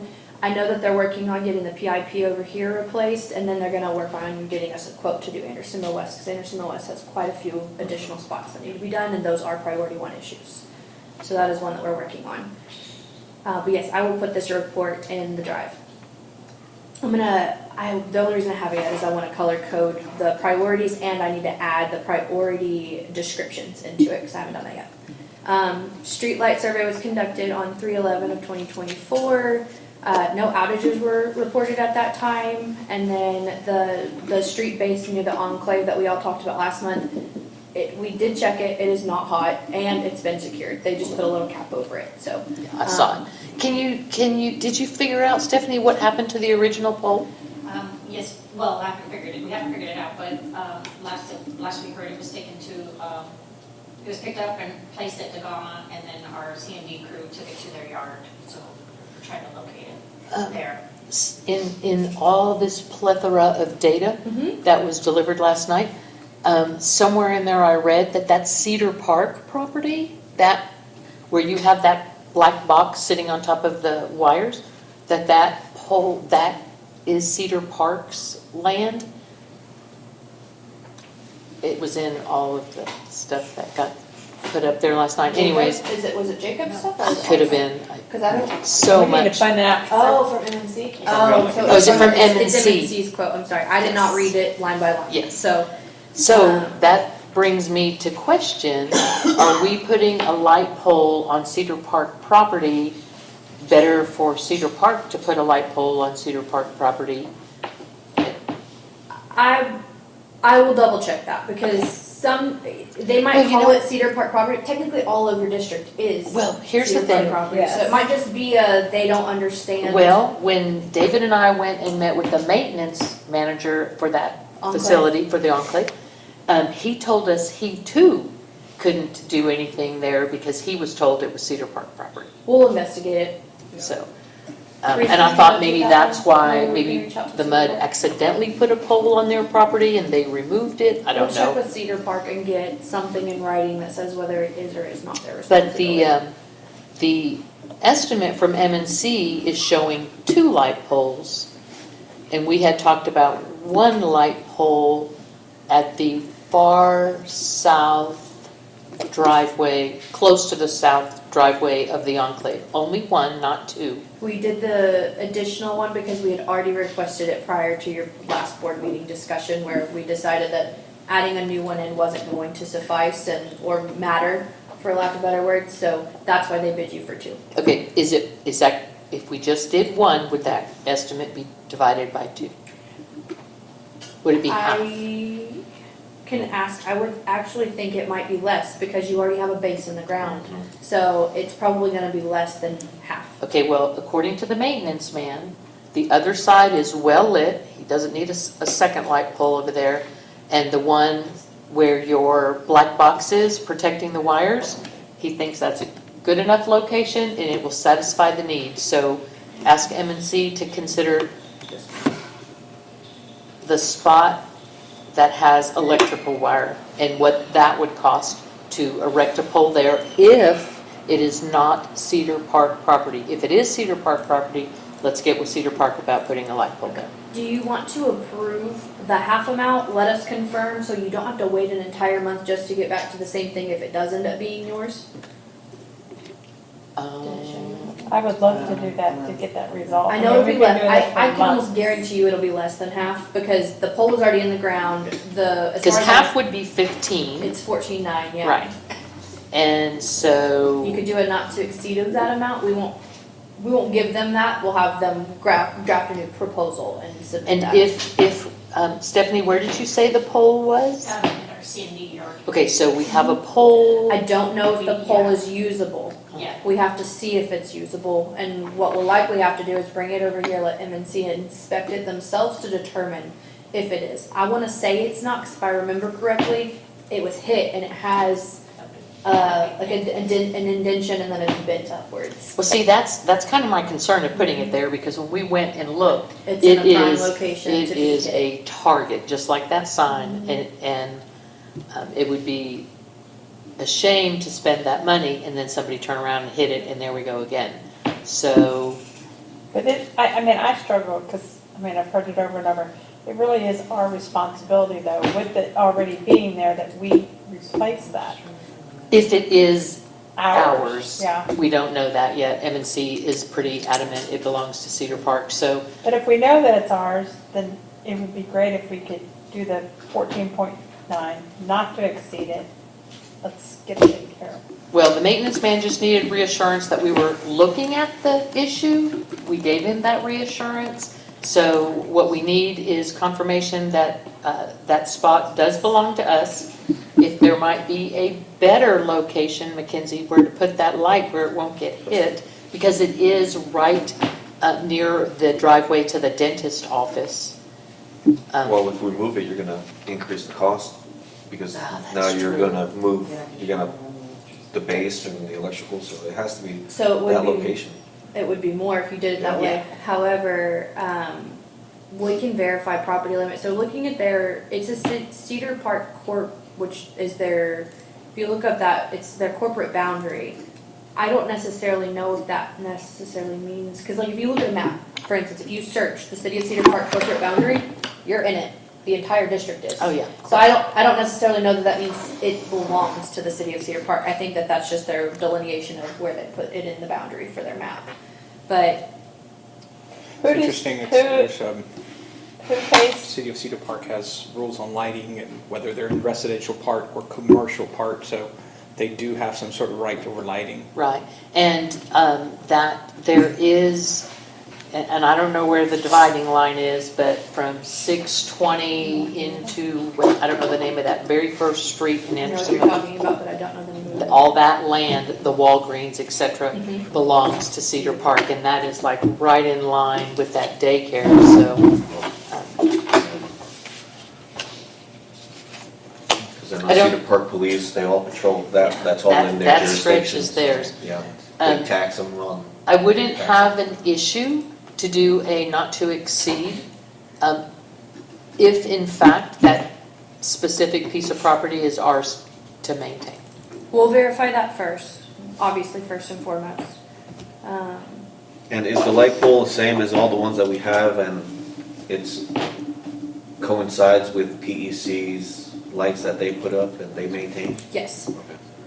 And- So basically what happens is as soon as you erect a new pole, or if you have one knocked down for a period of time and you erect it again, we notify them and they continue maintenance on it. As long as it's the same as all the ones that PEC's. Yeah, we've Okay. never had them deny maintenance on any pole that MNC has put in your district at all. And while we're on the subject of the lights in the district turn on at a very, very late. Like, I bet you right now, they're still not on. Oh, I can speak to that. Or not. They do or do not come on. They come on They come very on late. late. I Very can, late. I can speak to that if you don't mind me interrupting. No. Because I spent a few days playing phone tag with Pedanalis and the inspector who comes out here, and she actually sat there one night and watched the sun go down and waited till it came on. So Pedanalis lights are on a different photo sensor than the city of Cedar Park lights. And so that accounts for like the discrepancy, like you can be driving down Little Elm and the lights are all on, and then you turn on to Old Mill and the district is dark. It's because the Pedanalis sensors do not turn on until there is not a shred of light in the sky. Is that what we have? It is far, it's past sunset, it's past dusk, it's into twilight. It almost has to be pitch dark for the streetlights to come on with the Pedanalis photo sensors. And so that is just the way it is. And that's not, there's no adjusting There's that? no adjusting it. They would have to install new photo cells to every single light in your district. Yeah, and they're not gonna do that. They're definitely not I- gonna do that. I tried, I noticed this a lot, especially during the darkest months, going back and forth to school and things, and it was so dark in the district, and there's no help for it, it's just the way Pedanalis has it. Call your PEC board member and complain Yeah, to there you them. go. That's the only thing you can do. But they come on when it's almost pitch dark. Okay. Well, thank you, Cal. Thank you for looking at it. So do we need to take a vote on that? Or We what need do a you- motion to Mackenzie to Investigate. investigate. And then if it's deemed to be on your property and your responsibility, do you want us to move forward with getting them to erect a new pole? For not to exceed of somewhere below 14.9. If I can get someone to give me that motion. Okay, and I just want to be clear, so on this map that's provided, we would be installing it in front of the yellow yellow, star at Lakeline correct. Vision Stars. It would be the replace, not the new. And we feel like that's gonna be enough. The maintenance supervisor said that is all they were requesting. He said it is so dark from when you turn on El Salito until you get to that first driveway. That's the complaint. And so he says that will take care of the problem. We walked him to the black box and said, here's where it would be sitting. He said that would be perfect. Yeah, he said that he's not looking for extra treatment, doesn't want an extra light, he just wants that one Put back. put back. All right, I move we authorize, I move that, subject to Mackenzie's verification that this property is within the district boundary, that we approve the installation of a new light pole at the noted spot on El Salito Parkway in an amount not to exceed $14,900. I'll second that.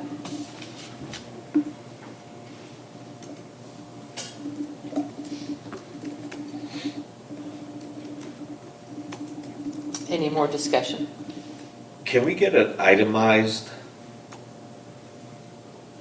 because it's just a lump sum, I would like to see what the pole costs and something more itemized, broken down, so we can get a cost of what it,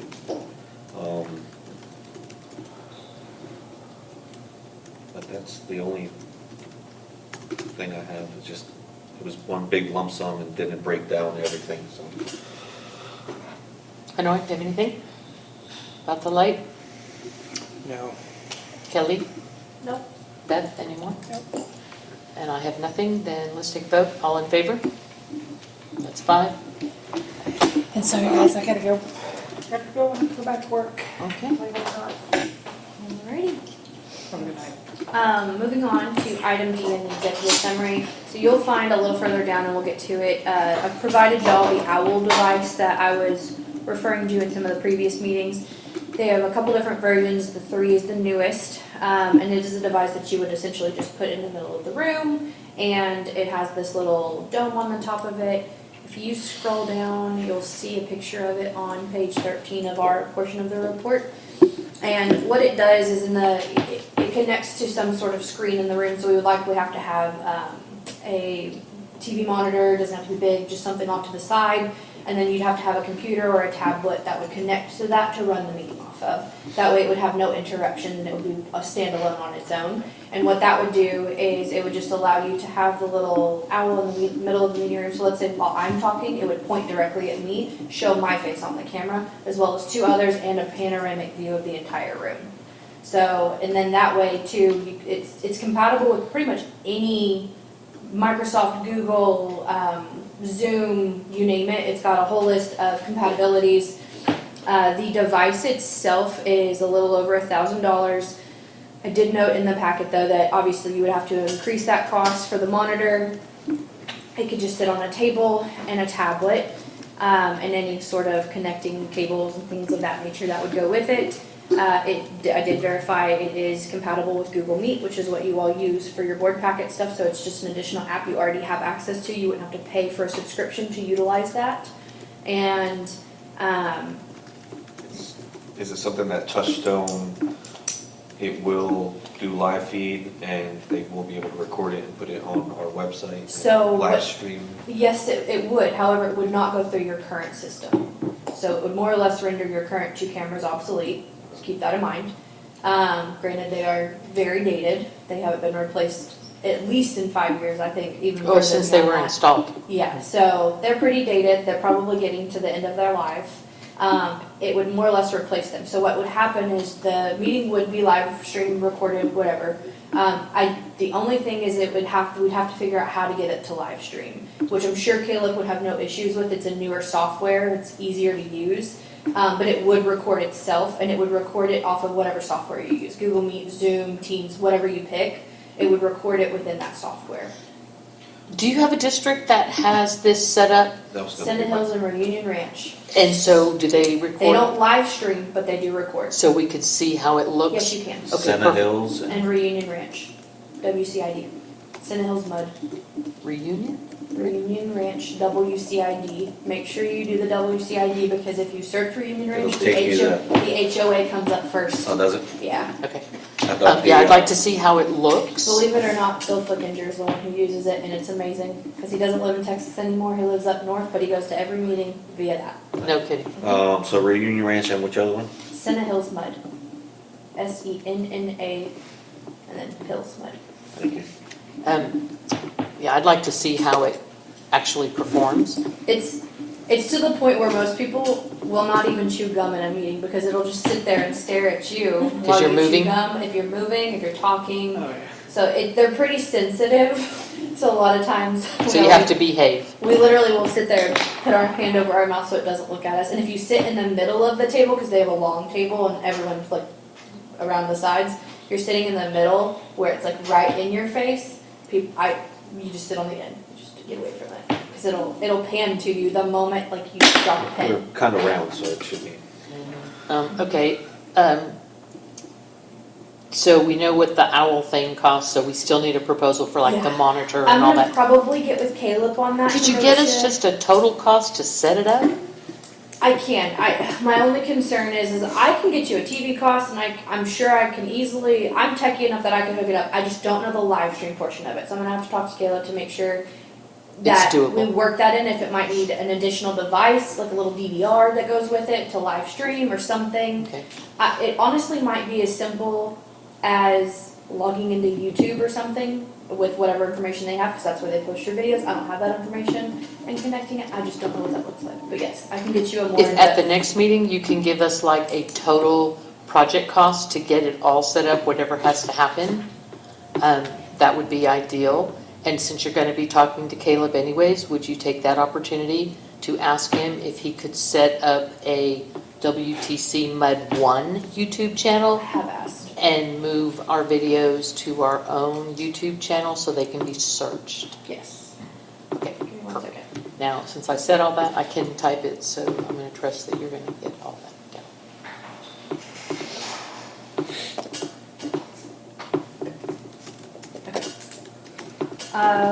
Next up on your list is your household hazardous waste pickup. So we've added some extra items in here, just as some extra clarification and detail from last month's presentation on that.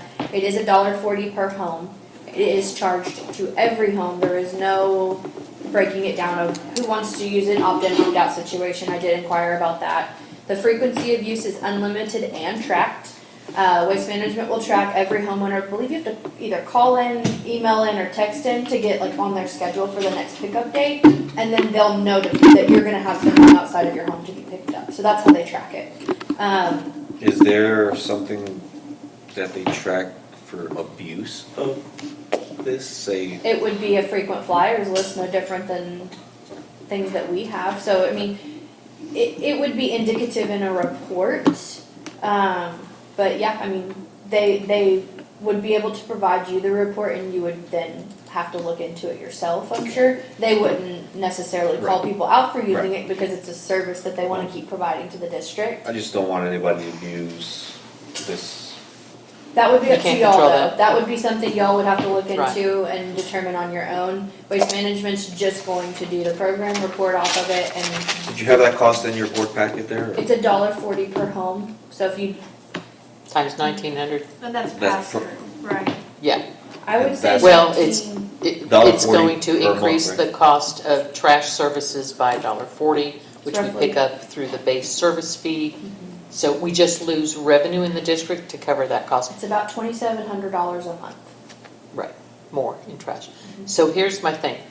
I think it's a great idea and a great program, and I think we should try it for a year and see the kind of use it gets, because every resident, whether they use it or not, is going to have to pay for it.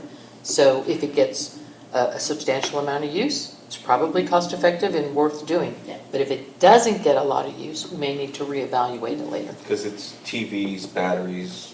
They have a whole list Whole of list. stuff, and they did give us 3 customers that they currently have, so if you guys wanted to reach out to those cities to see what kind of impact it's had on their communities, I put their names in there, City of Belton, City of Robinson, and City of Gatesville.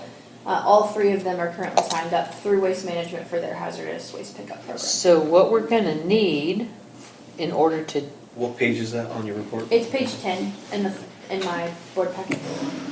what we're gonna need to do that is a message to the residents about the program, how it works. We'll need something on the website, under the trash services, that includes now the hazardous waste, how to execute that, how to get them to come to your door, all the details. When all that's ready, then we could start the program, but we wouldn't want to start the program before we had notified the residents, because they're going to start charging the minute we turn it on. So. What you could do is do maybe a half a month to a month of communications, different various things, website post, and then a week later, email blast, we put it on the bill, different forms of communication, and then within that communication, you have like a go live date of when this can start being requested, and you could do it as a 5/1.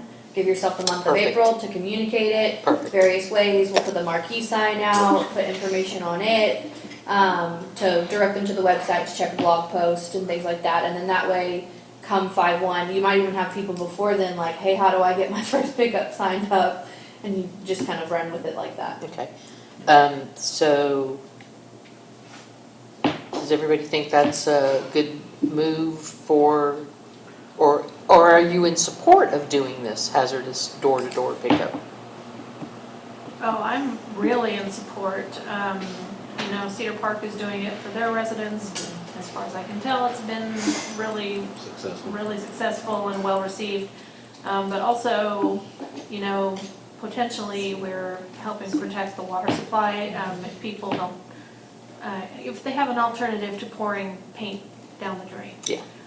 Let's make it as easy as possible to get rid of it the most responsible way. So, and we are gonna then increase the base fee by $1.40. No, we're not gonna increase the basic service fee. We're gonna eat it. We're gonna have to eat it.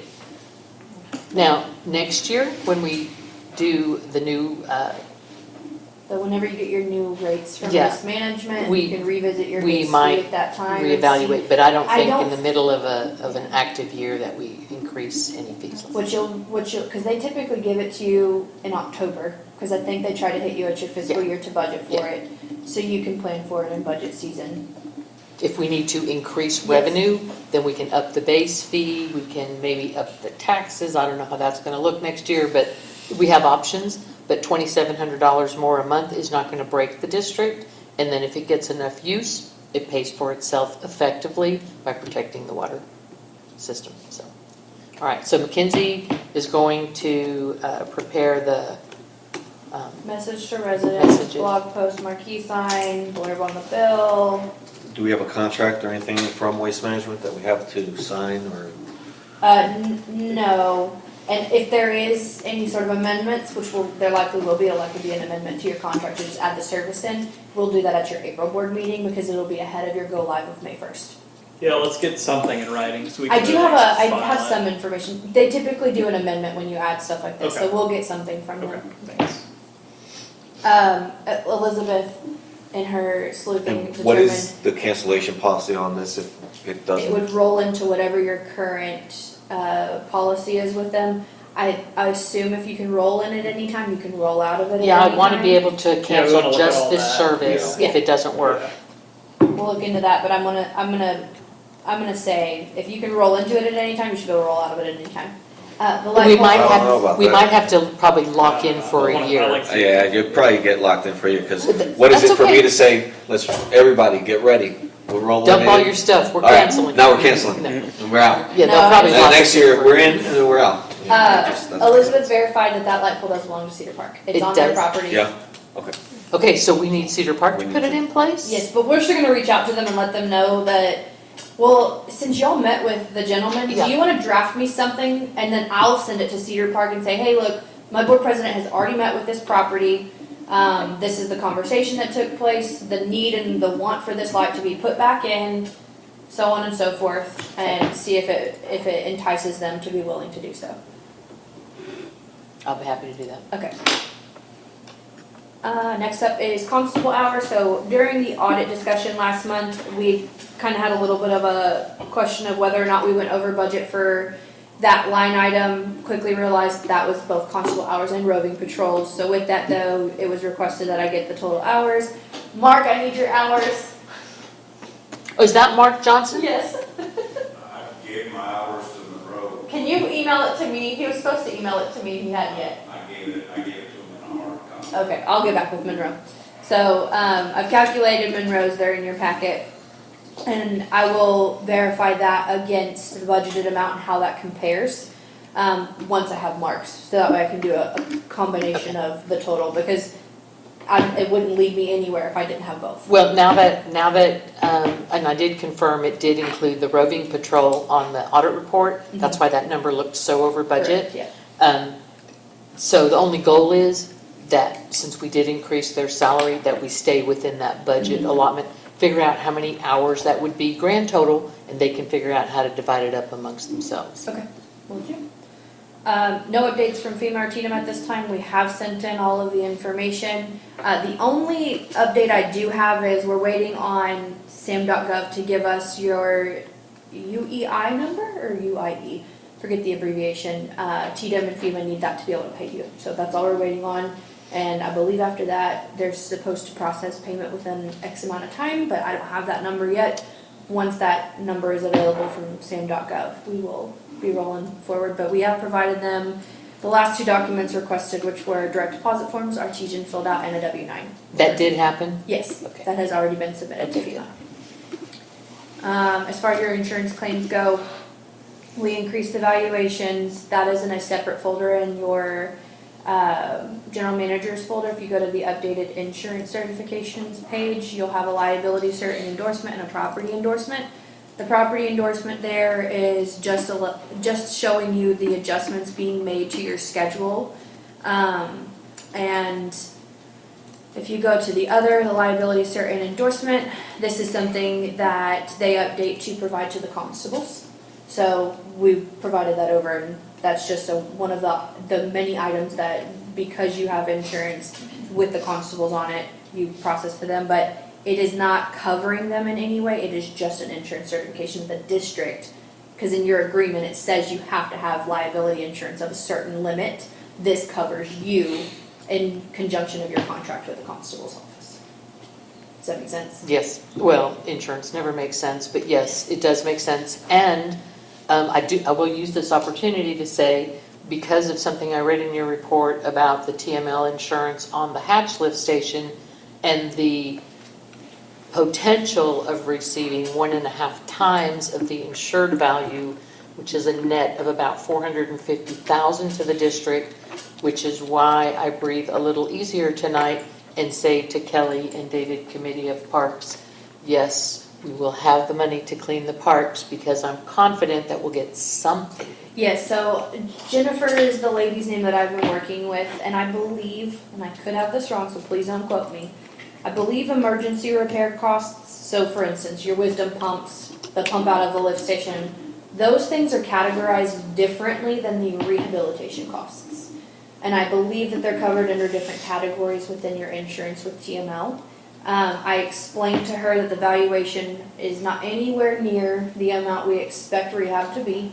And she's the one who said, well, you can actually claim up to 150%. We'll waive your deductible and we'll waive depreciation.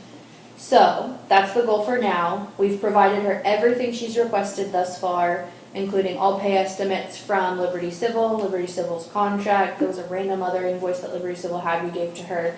We've provided her all the work orders that apply to that, all direct invoices associated with each work order, as well as the email from Herb that I forwarded to all of you tonight explaining the air bleed line being what they believe to be the fault of it. So as of right now, I've satiated her.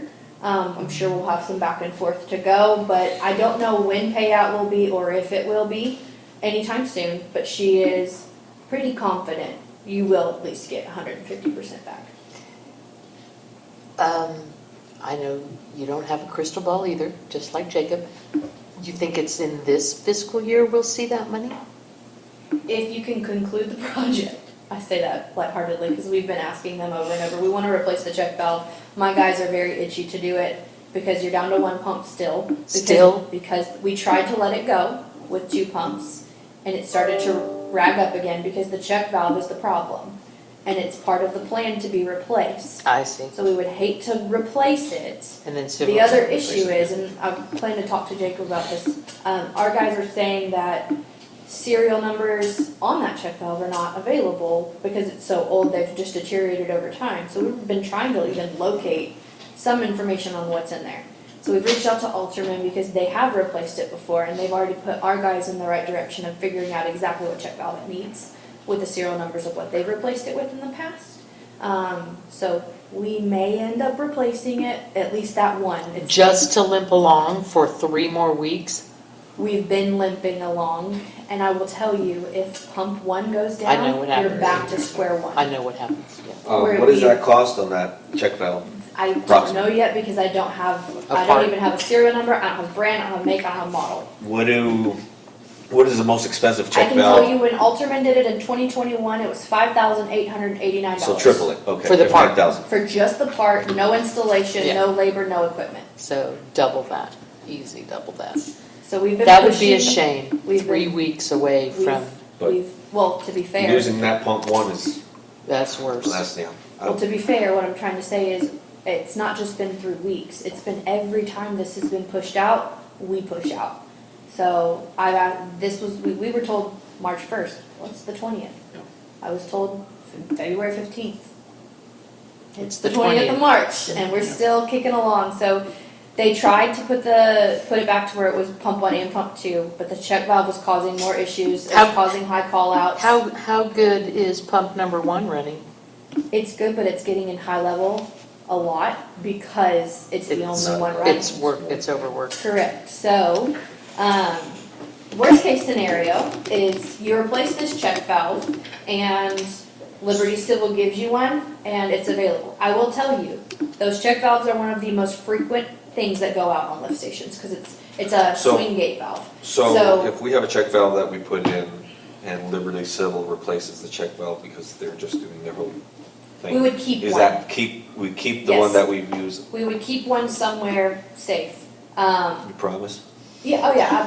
Hey, Can we put a GPS I tracker didn't on it? lose the pump. It was never here. It was never there, yeah, Yeah, we would keep it. And as a spare part. from what I can tell, I looked at some of the, because actually one of the guys, we've been having guys check that lift station daily because of this. So, I have guys in the afternoon here every day checking pump 1 and pump 2 to make sure that the run times are okay. And is that, those guys checking every day, is that an additional cost to us that they're checking it?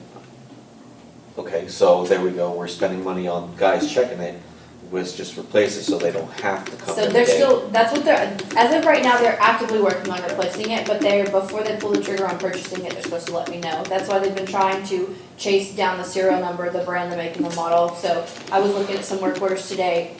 One of the check valves was replaced in 2013 and then again in 2021. So, to give you a lifespan right there of roughly how long it lasted. 8 years.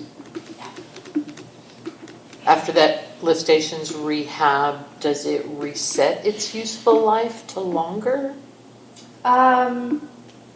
Probably not a significant amount because it's a swing check valve. It's No, not the used check valve. When Liberty Civil completes the rehab of the Hatch lift station, is it like brand new again to us and it has a useful life of, that one's gotta be 35 years old.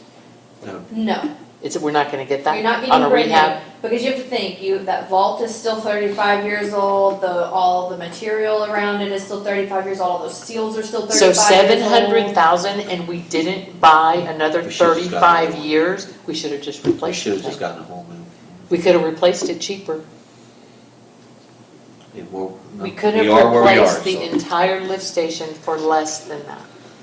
With a new technology Now, granted, that is, moving your electrical controls above ground is going to save the district a significant amount because it makes it no longer a confined space Right. to mess with the electrical it only controls. saves us money when it's being repaired and somebody has to go down Or in that. investigation, so both of Okay. those, so. But that's not often.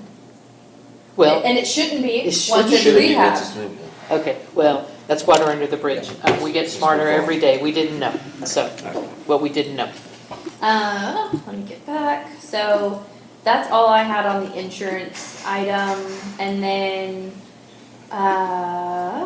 obviously you guys got our response to the RFP and it didn't vary much from our contract renegotiation numbers we were putting together. It's pretty much identical. And we just added our items in under additional services, from what we were drafting originally. So that's all I have for my report. I know that there was an MS4 update, we covered that last month, that nothing has changed. We've not gotten any further communication from TCEQ on that.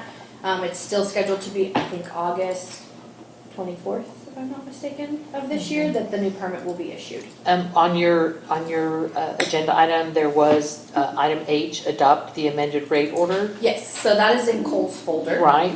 And And it's the language that you, at last month's meeting, had chatted about, and I kind of gave Cole my take on it, on what it needs to look like for residents to understand that they will be charged for, I forget the wording, non-routine items, both during business hours and after. Right. So that's in there. and if it's redlined. on their If it's side on of the meter. That, none of that language changed, we just added in to explain it would be during business hours and after. So it's on page 5 of your rate order located in Cole's packet. And, Maybe not page 5, sorry, it's on page 8. and under also, I did catch another mistake in that rate order. which is the basic service fee that's attached to every water bill. It is supposed to be $25 for every account, and in the rate order, it says there's a discount for $18 and some change if you're a senior. But that isn't a discount that shouldn't be a discount for the rate order. Everybody pays the $25 basic service fee, but the discount comes for trash services. If you're a senior over 65, the cost of picking up your trash can is cheaper than if you're not 65. So the question I have is, how are you tracking who's a senior? We have a list. It never changes. That- It's 250 They have- trash cans a month are charged the senior rate. We need to look in the billing system too, because I understand you're saying the rate order is incorrect, but I want to say we do charge a lesser amount for seniors because it's marked in the billing system. And they get a discounted rate on their basic services charge. They have to come in and provide us with a driver's license. To be It signed up. never changes. We It's have- been 250 trash cans at the senior citizen rate since I took the seat on this board. No one's I have a ever birthday done it. every year, so I know that that number should be changing. We haven't had anybody come in. At one point in time, we did an audit to figure it out to make sure it was accurate, and it was. We actually ended up having more people when we polled them I would think that it would were. be more. And so I believe it went up at some point in time several years ago. So here's what what I need to know for sure. If the basic service fee is discounted on water bills for seniors, confirm that it is. If it is, don't change that rate order. Yeah, I think for the sake of the rate order tonight, we adopt the rate order with the No change. changes. Or The one no you changes, or just the one for McKinsey. Yes. Either way, whatever Because you all we would haven't like. been charging for business hours yet because we can't support it. Residents would argue that 10 ways as much as they could because they've never been charged for during business hours items before, so. So we can adopt, you all can adopt the rate order tonight with the language that McKinsey has requested be put in about charging customers for problems on their side of the line. And then Regardless of the time of day. Regardless of the time of day. And you all will adopt that tonight, it'll go into effect tonight, and then she can investigate the rates, and whenever you all want to get to that, just shoot us an email, we'll We're gonna have to do fire protection rates anyways if they Yeah. adopt that tonight, so that's also gonna have to be put in the Perfect rate. timing. So order. we'll adopt it, next month or in May, whenever everything gets settled. But at least you'll have the initial Yes. language in tonight. So did you see the language? Are you okay with I it? did, yeah, Okay. I'm very okay with the language. I tried to make it as simple as possible. It's clear to me. And it's clear for us to be able to look to a resident and say, look, check your rate order. It says both. Yeah. And that's the important part. And that is such a rare occasion, but when it happens, and the last time it happened, it was very costly, and it was the customer's problem, and 1,900 property owners should not have to pay for somebody's plumbing problem. So that's why we put that in there. Again, it is a very rare occurrence, but we're covered if it happens again. So I need a motion for adopting the amended rate order as written in the board packet. I move that we adopt the amended rate order as it is written in the packet. I'll second that. Any further discussion? All in favor? That's 4. Awesome. That's all I had in my Thank you for report. finishing that one. And then, yeah, let's look at that before the next meeting, so if we need to adjust again, we can. But,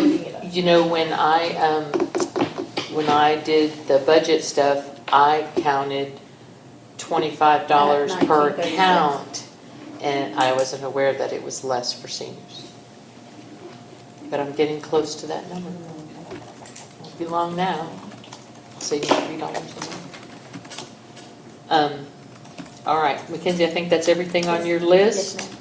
Now we're on agenda item 6, committee assignments. Is there anything more from Parks?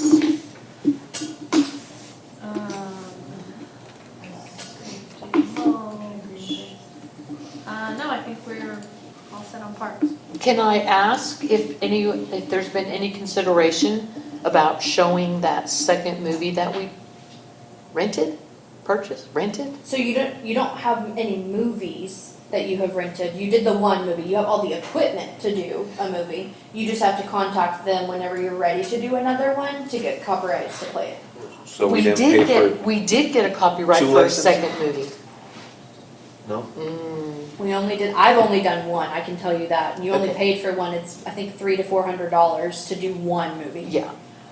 There was talk about doing one, I believe, late last year or the year before, Okay. and we didn't do one. Where is the equipment right now? Is it- I will look, because I even asked, why are we paying? I thought know it was we like never a lease purchased- fee? It's Is it no, like it's a copyright copyright? fee. You have to pay, and you have to tell them how many people do you think are going to attend, and that changes the amount. Where is it being displayed? Is it open to the public? I'm sure Kelly's like, I know all about this. But yeah, so I've only purchased one. Okay. I'll tell you that. All right, let me just do some more digging Because through what they do minutes. is they actually mail me a disc to play it, and then I have to mail it back with the see. purchase of it, and I only got the one. Okay, I actually remember you voting no. You were so angry at the cost. I was, because, It's yeah, and expensive. buying it in advance was just not a good idea to me, but because here we are, over a year later, and we've only done it one time. So that would be a total waste of all that equipment. I would like to see it done again if we have purchased that second movie. If not, we should probably reevaluate. But who would want to do that? Who wants to do that? An option would be Hanoi. Parks Committee. However, you could host like a July 4th event. Something simple. It's so hot. It's Well- too hot. Well, If you're Parks gonna do it, It's we're a gonna do it. Halloween You can movie do in that. October. It's not hot then. No. It's the perfect time of year. It's not too cold yet. And there's so many spooky movies out there that kids love to watch. There's almost a new Halloween movie on Pixar or Disney every year. It's an option. Okay, well, I'll let the Parks Committee think about that. And it's not a priority, it's not a priority. But think about that, if you might come up with we've got equipment in there that was bought and purchased for that reason. We've done it one time. We need to get a little return on that investment. Think about it, maybe toss around some ideas and come back to us. How's that? Fair enough? We're gonna talk about it and think about it. Okay, that's all I'm asking. That's all I'm asking. That's all I had for parks. Anybody's got anything for parks? It is discounted internally. It is discounted on people's. It is. Mhm. So it is correct. I was gonna say, I knew it was, but, Okay, well, now we've confirmed. so we don't need to change that No. language on the reorder. Who's up keeping the equipment? How much do we pay for that equipment? Couple $1,000. I think it was under 2,000. I think it was 1,500. I want to say or something. 1,700 is what I So it was, yeah, remember. something in It- between there. It And costs, it's it's the cost of the copyright lease that's. Every time you price. want to play a movie, you have to Well, pay. so, I have a question on this copyright, and I'm just a little discussion about it, but that's if the MUD does it, correct? So say a resident wanted to use it. Anybody, it So does for- not delineate against governmental entity versus resident. It is if you So- play, if you take your phone in public and show someone a movie, copyright infringement immediately. So if I have my Netflix account, and Yep. I post this, on Halloween, I play, Yep. If you displayed it from your backyard for everyone to see, no, for only my guests to see. doesn't matter. We're not gonna try to sidestep the If it's law. outside just- in a I wanna public understand. area is Oh. what it is. And get That's an when it becomes understanding. copyright infringement. If it's in a public area, it's copyright. If it's in a public area, but if it's in a private area and it's a private party, so Fine. say the people rented this room and they wanted to play a movie only for their party guests, whatever, can they play a movie for their guests is my They question. could, but your equipment is not meant to be inside, it's too big for this room. Well, I'm saying, Assuming not that Yeah. equipment, just Okay, yeah, no. um, Yes, that's correct. If you, let's say. as I long as rented, like, nobody my told house. on you, right? Because it's still a copyright I infringement. still think it is, but I think as long as it's a private party and it's not being displayed publicly. Kelly, you can chime in if you'd like. Well, Mackenzie's not an attorney, so she can't give you legal advice. That's what I first have to say. But second of all, yeah, and I mean, really, Cole is the only one here, and he's not an IP attorney, but he might be able to. But in general, these intellectual property holders are not messing around. They want to, they do not, they can't let infringement go on if they know about it.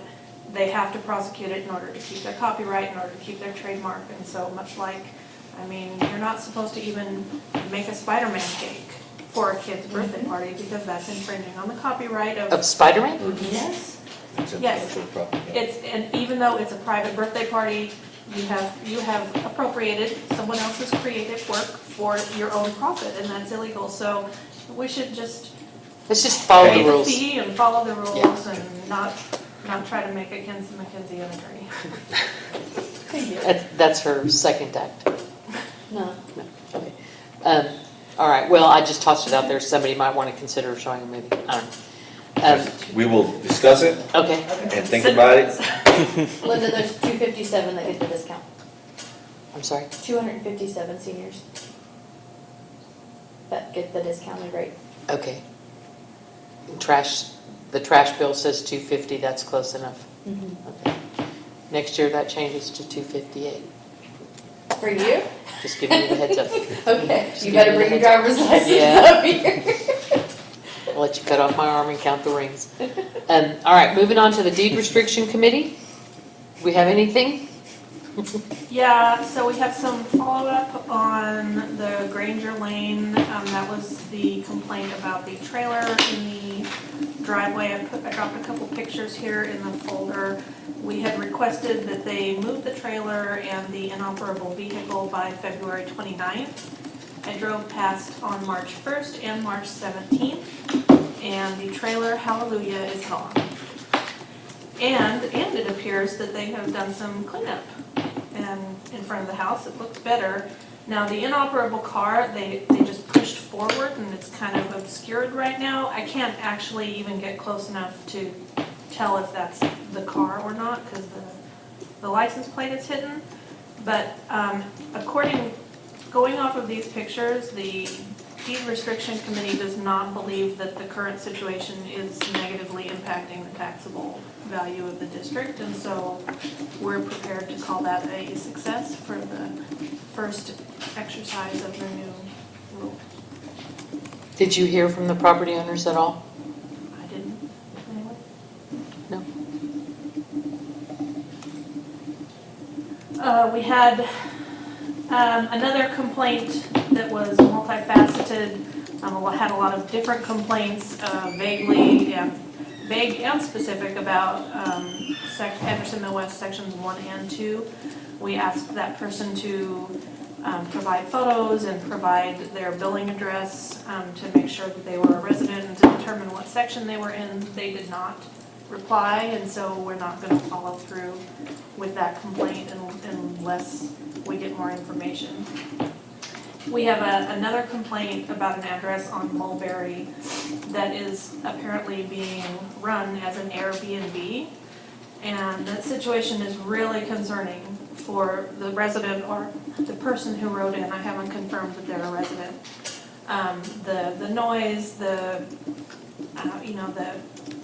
security risk of different people coming in and out of the neighborhood and a lot of vehicles. It's very upsetting for them, and they were hoping that there was some remedy for them in the deed restrictions, and so I wanted in open meeting to ask Cole what, if anything, we could do to help the people on that street. I think in terms of security issues, I would call the deputy or the constable and make sure you have them looking after the security. There's nothing in the deed restrictions that restricts, what's the word, like temporary rentals or short-term leases. There's been a few cases in Texas and all over that deal with this very problem. And I know one court in Texas ruled that a deed restriction just said this should be residential property, and the person argued, well, how can it be residential if new people are coming in every few weeks or different nights? I think that's more of a commercial, and the court ruled that that is still considered residential, and the lack of having any type of language stating short-term language or rental language means that those people could still lease their house out for that purpose. So, I mean, I think in terms of the security, contact the constable, contact the deputy.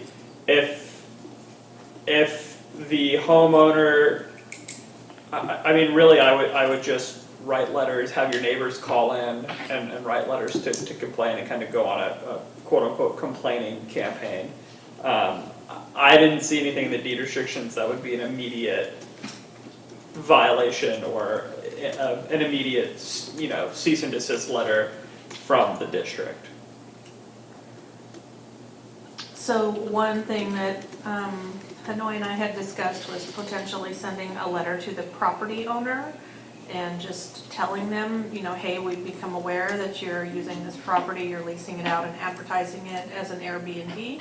We wanted to remind you that your deed prohibits the following, and then we could quote the nuisance language perhaps. Nuisance would be Because his complaint was noise and partying. Yeah. And that's valid. That is valid. Is that not something that you can call into the sheriff after a certain hour? No, we don't have any No noise noise restrictions in Williamson County. We're outside the city limits, so there is no.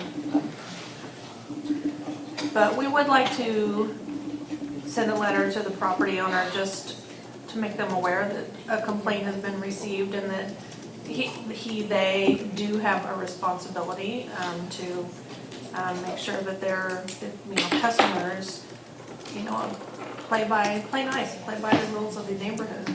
And I think in the emails you forwarded, the complainant also stated that he or she had been in communication with Airbnb as well. Have they been able, I think, Airbnb, I believe, has a list of rules, and if you are renting out your house, you say, no partying, stuff like that. So if those activities were going on or are going on, one, you would think that the resident would want to pull their house, but Airbnb might be able to get involved if their rules are being violated by the renter.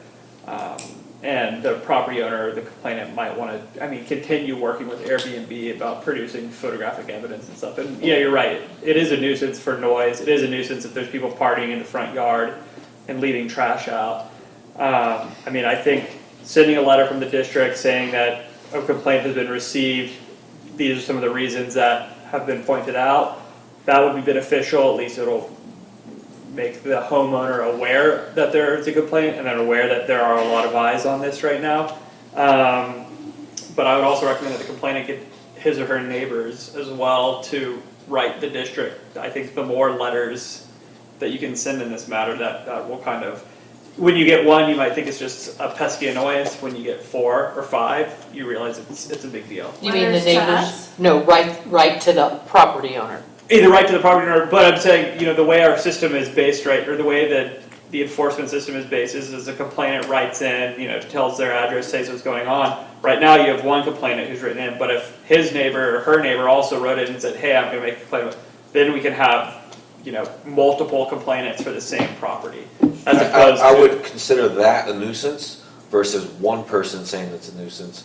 To me, it's, if I don't like somebody, I'm going to say, oh, you're a nuisance. And is it Well, really if a in fact nuisance? somebody is partying in the front yard and, creating a nuisance, then If somebody's playing volleyball in their front yard and making noise because they're having fun, is that a nuisance? if it's after 10 o'clock, it might be considered a nuisance. I don't know. What is it, 10 o'clock, 8 I don't know. o'clock, I 1 thought o'clock? I thought 10 o'clock, I don't know. Well, at the moment, I don't consider what we received to be a valid deed enforcement restriction complaint. It didn't have the required elements. I'm not sure if the author of the email lives in the district or not, or whether it's a mother. I don't have an address or anything like that. But certainly the Airbnb issue, I'm certain there are probably others in the district, and there will be more. It's gonna be something that's gonna come up. Actually, this came up before, the Airbnb short-term rental, you'll find something in Volente Hills, one of their deed amendments, where they had to allow it. They went through a whole legal rigmarole about, the HOA didn't want to allow short-term rentals in Volente Hills. But there was it legislation, I believe, that passed where you couldn't prohibit it? And so they wrote an amendment to their deed to control the complaints you're getting now, or that you got from that one property, about quiet times. And it's worth reading. It will give insight into how to address these issues if it becomes popular. Airbnb in our neighborhood? I have Are we a one. destination location? There are, if you look on Airbnb, you Yeah. can see So- in our neighborhood, yeah. So I will tell you, you're a prime location for people who want to go towards the lake, up north or south. We're central. You're right there at the cusp of the Yep. 3 main locations that Okay. people want to be at. Okay. I have So- one on my street. Given that you're not an extremely high cost district, so your rentals are actually fairly low. That's why you're a hot commodity. Okay. Anyways, there is something for you to look at on how this was handled in Volente Hills HOA with, I'm not kidding, it's almost an identical problem. And then what they were allowed to do by law, they actually amended their rules to cover it. Right, well, different law would apply to the HOA than applies to the MUD. I know, it's just information to read. Okay. So we are not, let me just clarify and make sure we're all on the same page. We're not beginning an enforcement action Right. against this person, but we are going to send them a letter saying we're aware of their activities and to please You're just, make sure their guests are courteous. yeah, So, information, that's it. we don't know the complainant's name, well, we know their name. Yeah. Do we know if they're a resident? Didn't you ask them? So, Did they not respond? We don't know where on. We asked if- them, and they didn't respond. Okay, If they so we don't don't know respond, they live we on don't that act. street. I'm just letting you know, that was one of the questions we asked them Okay. is verify your address within the district, and we did not get a response. So we don't know if they live on the street, we don't know if they're a neighbor, they live down the street. So to me, it's kind of, I think we should verify that before we send any letters. that's the way I'm kind of leaning. Because, like I said, if one person complains, it's just, I would like Could to be a do some bad more apple. investigation to know, are the other neighbors affected by this? Is this really a nuisance? Than going straight for a letter, and, to me, it's a little too much too quick. Well, it's only an informative letter, it's not a you're in trouble letter, there's a big Right, we're not difference. beginning an Right, enforcement. no, I but- understand that. But, I mean, unquestionably, they provided the documentation and the photos from the Airbnb list. Okay. It is unquestionably An Airbnb. an Airbnb. Let's make sure then, how about this, let's make sure that the complainant is actually somebody who is, in that section, relatively close, that truly lives here, and not the uncle from Oklahoma who's. It sounds like the gentleman who emailed you is the I son know. of Of the a resident. mother that's Yes. complaining about it. Yes. Yes, Okay. So the mother lives here, The mother lives here, I That- don't think the son does, the son's doing the communication for For her. them. that's, okay, so if we could just find out the Didn't we have resident that already happen on Buckeye, Mhm. where the daughter was doing the complaining for the mother? Oh my God, it gets so confusing. Yes, we did. Okay, So we're just sending them a letter to let them know what? We You've received are a aware, complaint. I think we don't even say we've received a complaint because we are still unsure of the origination of that complaint. But we can just say the board has become aware that you are leasing out blah, blah, blah Mulberry as an Airbnb. We wanted to, provide you the following information regarding the applicable deed restrictions in your section. Please do what you can to ensure that your customers, respect the peace of the neighborhood and abide by these deed restrictions. never telling them that they can't have an Airbnb, none of that, okay? Just be nice. Just information. Play nice. Now, in the future, if it gets out of control, Coles, is there any way that the district can, if of course there's a violation of the deed, can we put in the complaint directly to Airbnb about that specific. I mean, I think you can, I think they'll respond to the district just like they probably responded to the complainant. That's kind of how I think Airbnb would respond. I don't think Airbnb, I mean, I don't know, I'm not familiar enough with Airbnb's rules to know what they do in certain situations. Maybe Airbnb has a policy where after a number of complaints, they pull the listing. I just don't know how that Well, I'm works. just saying, some people don't really care about, district sending the letter, but maybe instead of actually, going through a Hurting their different revenue. route, going directly to say, hey, do something about it. And I know the business owner, it's gonna basically feel the heat if we, go through the actual Airbnb. I don't know, and if that's possible, just for future reference. I would have to look and see what Airbnb's policies are with rentals. I'm not familiar with that. There's one on Blazing Star. There's one on Is that your street? Copper Louie I Cove. was thinking, who would have a There's one Airbnb in on there? Astor Pass. I must live under a rock. There's one in, They're obviously doing fine They're because all over nobody's the place. complaining. Typically, you get very strict in your Airbnb rules, and then you don't have issues like this crop up.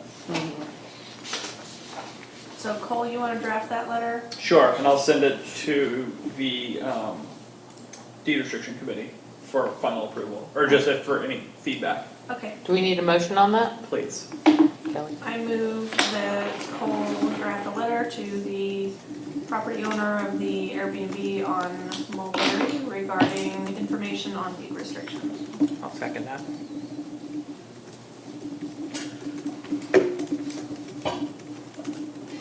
I am not in agreement with it. I don't think we should be wasting our tax dollars for something that I don't even think is an issue. I think if it became an issue, then we can educate the people how to change their deed to accommodate that. But I just wanted to let you all know that I'm not in agreement. But,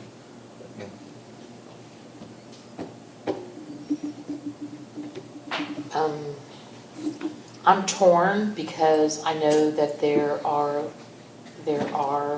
protections to do short-term rentals. I don't know how it impacts the MUD. I do recall the incident in Valente Hills. I'm not sure if we have enough confirmation that the complainant, we know that it is the son of the mother.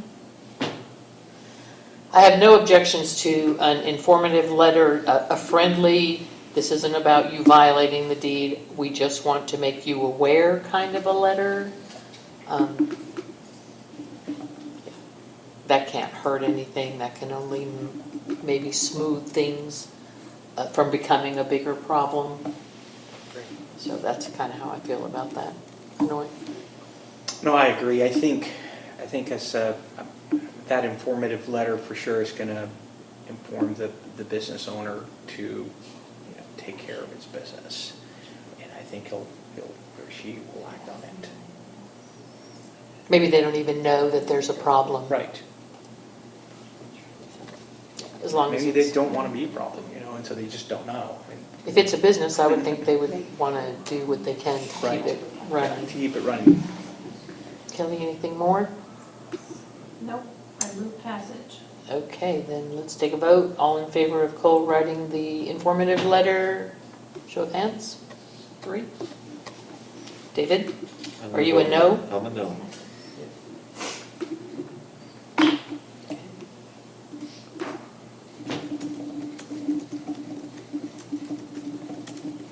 Okay. Moving on to the Information Management Committee. That is Hanoi and Beth. And since Beth has left, Not Hanoi, anything. No. I did make some notes. I do want to ask, I was going to ask you and Beth, but I'll ask you, you can tell Beth, to work with Infomark to clean up the web. Specifically, the non-enforcement items button is reflecting the district's deed enforcement policy, not the items that are not enforced. So that needs to be You said corrected. non-enforcement button. Yeah. The blue, the is link. it the blue button? Yeah, the blue button, the link. It's not functioning. It's bringing you to the deed enforcement policy and not the draft of what items we are not enforcing. It's just linking to the wrong place. Gotcha. Also, the list of contractors and consultants. Please remove the deed restriction box, remove Bickerstaff, Heath, Delgado, and Acosta. We don't use them. Can you send me your notes? 'Cause I Okay. can't write this I will fast. well, I'm gonna send them to, well, I'll send them to you, and you work with Just, Noy and if you Beth. wanna send it to me, I can Work with them. show the committee. I don't know if Samco is really our financial anymore. I thought they quit. They did. Okay, so Okay, that we'll needs to remove be them as well. removed. And then this is for the parks, more for the parks information. There is a button out there called the District Commons, which is about all the park things. If we're going to continue to use that, there needs to be something put out there about what's going on with Sunchase. Might be a great place to make the big announcements, because it's going to roll off that home page. That 5-year park plan is out there.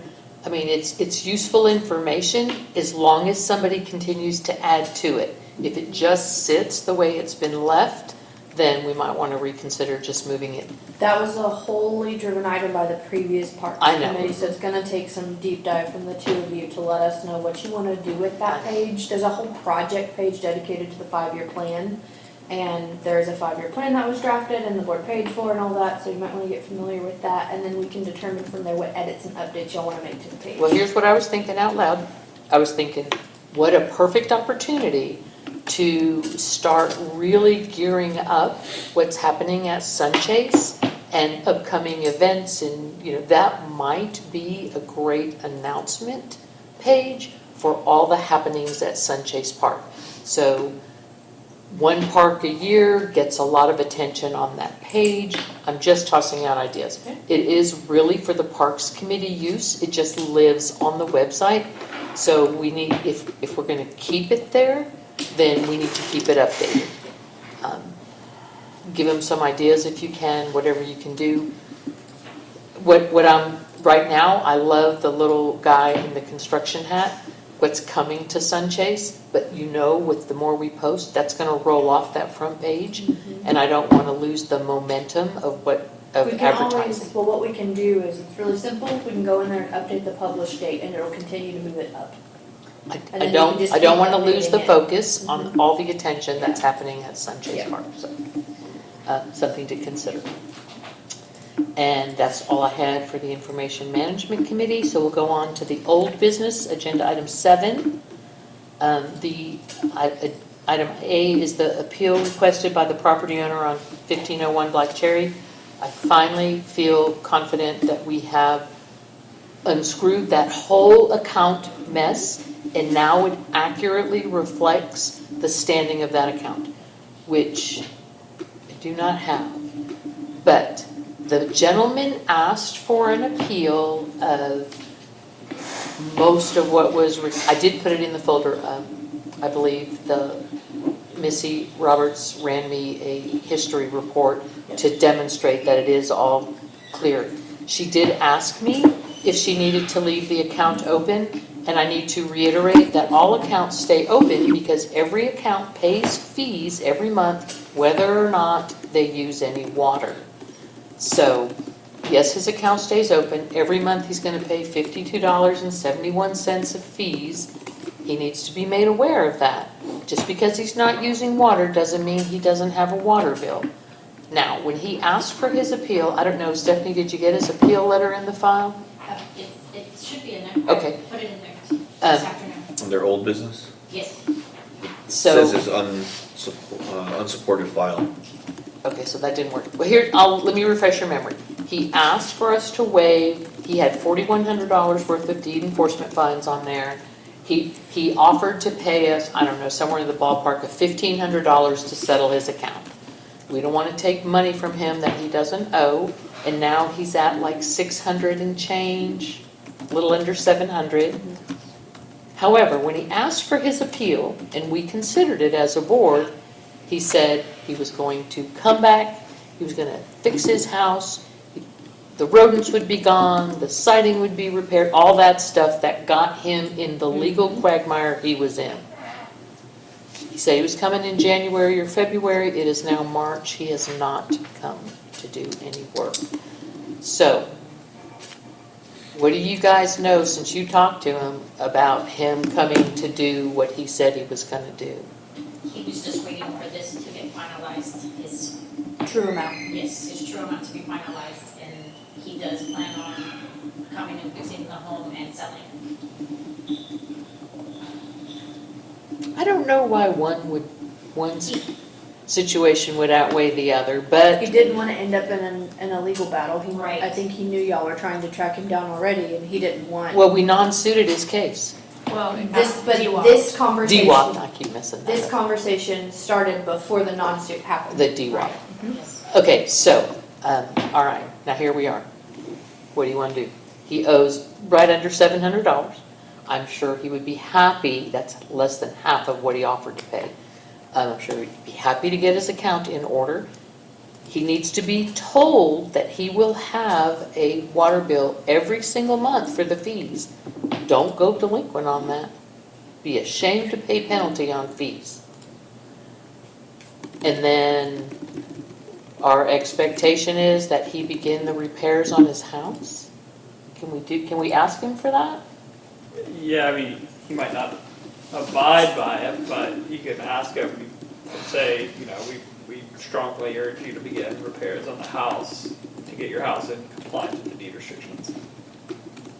He does own another home, so he does really just want to get rid of this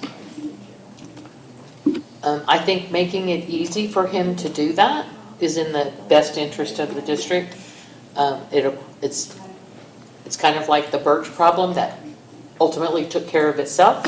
So I am going to ask for a motion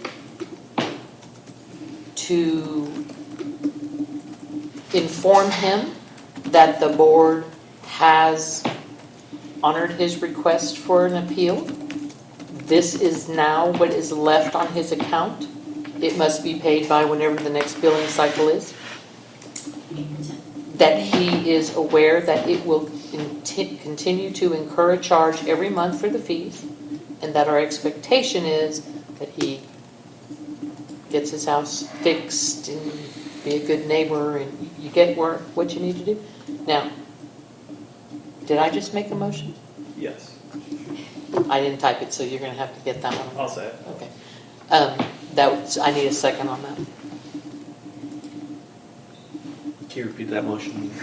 That's fair. To inform 1501 Black Cherry, the board has honored his request for an appeal. His balance must be paid by the next billing cycle. His account will remain open and he'll incur charges monthly for various fees, and the board's expectation is for him to fix his house as he indicated previously. Perfect. I like that better. I like that one better too. Okay, that's perfect. Can I get a second? I'll second that. Any more discussion? Any questions? Read that last part of that motion again, the one where we, Board's expectation is for him to fix his house as he indicated he would previously.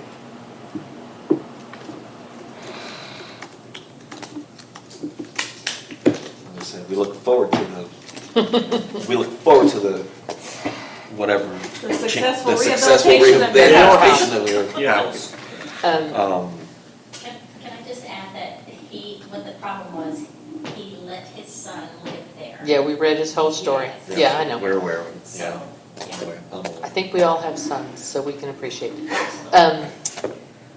I will, okay. You are the second on that? No, Kelly's the second.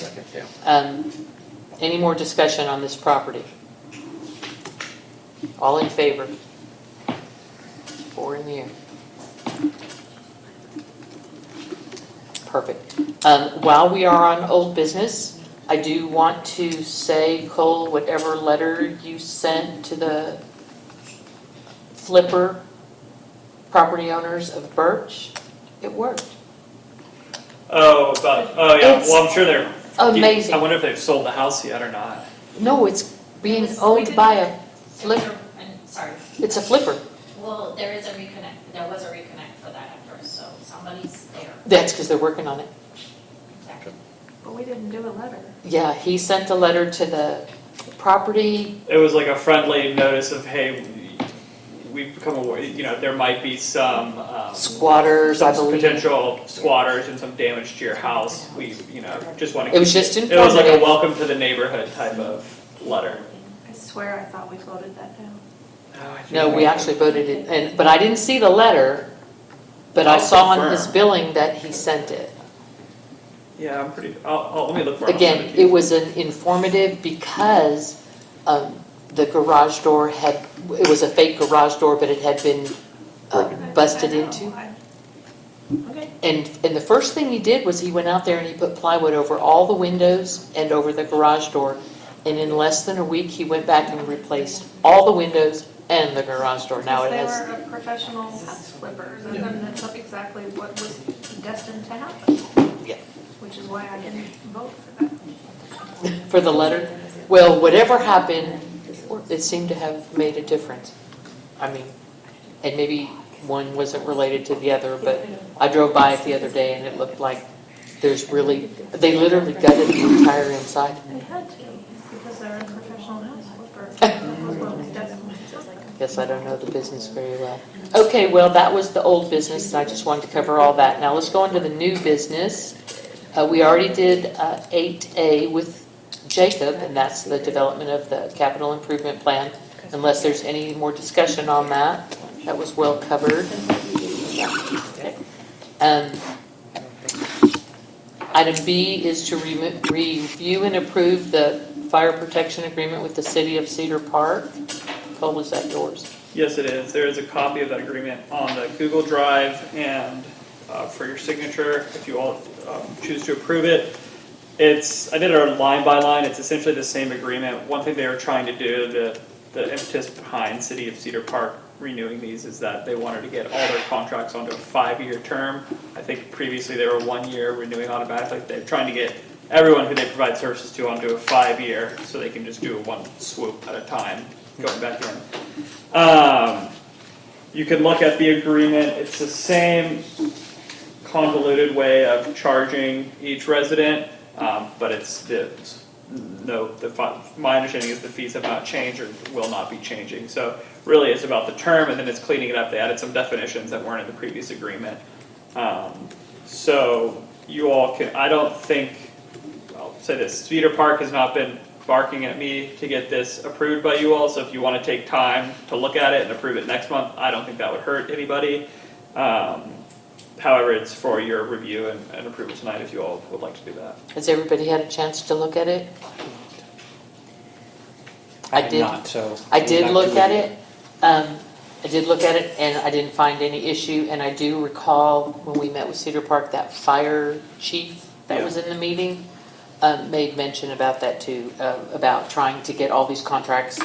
So they're not Renewed increasing the together. rate? I don't believe so. No. This doesn't look like the typical fire protection document we get every year. No, this is like they did a brand new rate structure, Okay. but the rate should be the exact same. It's just a different way of calculating it. Okay, so the calculation they put in there, for example, is not what the district is going to be charged per Just- resident? Just an example. That's just Okay. an example. Okay, I just That's wanted just to an verify. example. Okay. But whatever the That's- math is in Yeah. there is what. That's the I was like, we're going from 27 to 32, Yeah, and that's no. the biggest increase, well, 33, the biggest increase they've ever done. I was worried.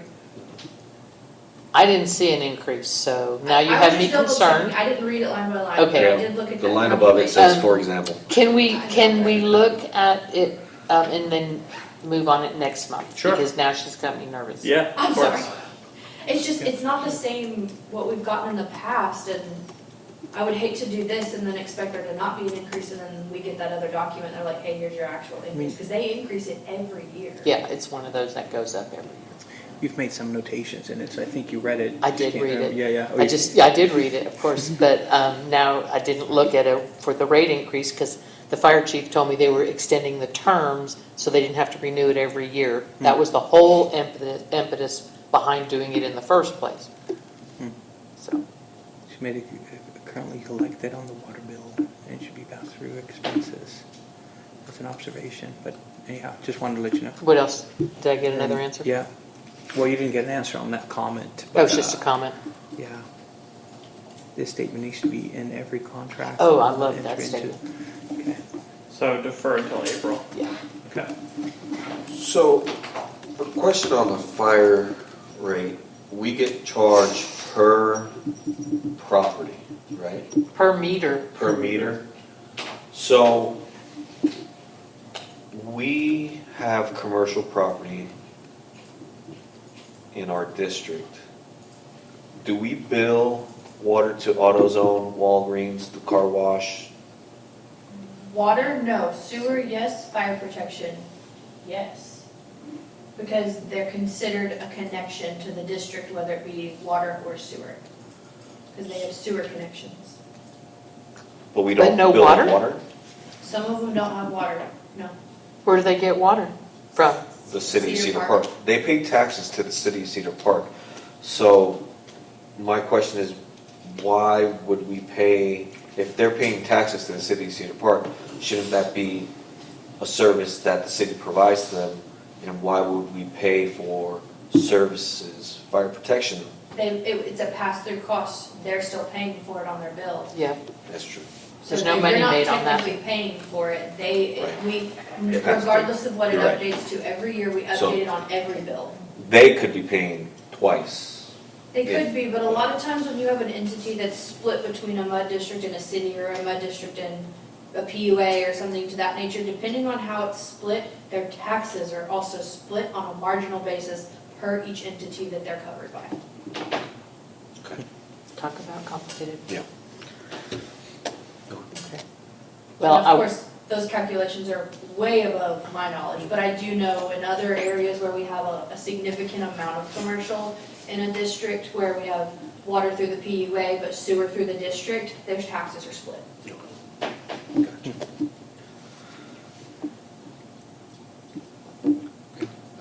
anything more on the fire protection agreement? No. Okay. Let's all read it and be prepared to move on it in April. Item C, discuss and act upon the operators' RFPs. We did, as Jacob described, we did get 2 proposals to consider, and Cole had recommended that we interview the candidates, which I can't argue that's not a good idea. I am going to create a spreadsheet that captures the responses from each of the candidates so that we will easily be able to compare who's doing what and for how much. Something else to look at, that's all. And I also, in order to get this done, I'd like to suggest that we have a special meeting to interview the candidates, a short meeting just interviewing the candidates on either Wednesday, April 3rd or Wednesday, April 10th, calendars permitting.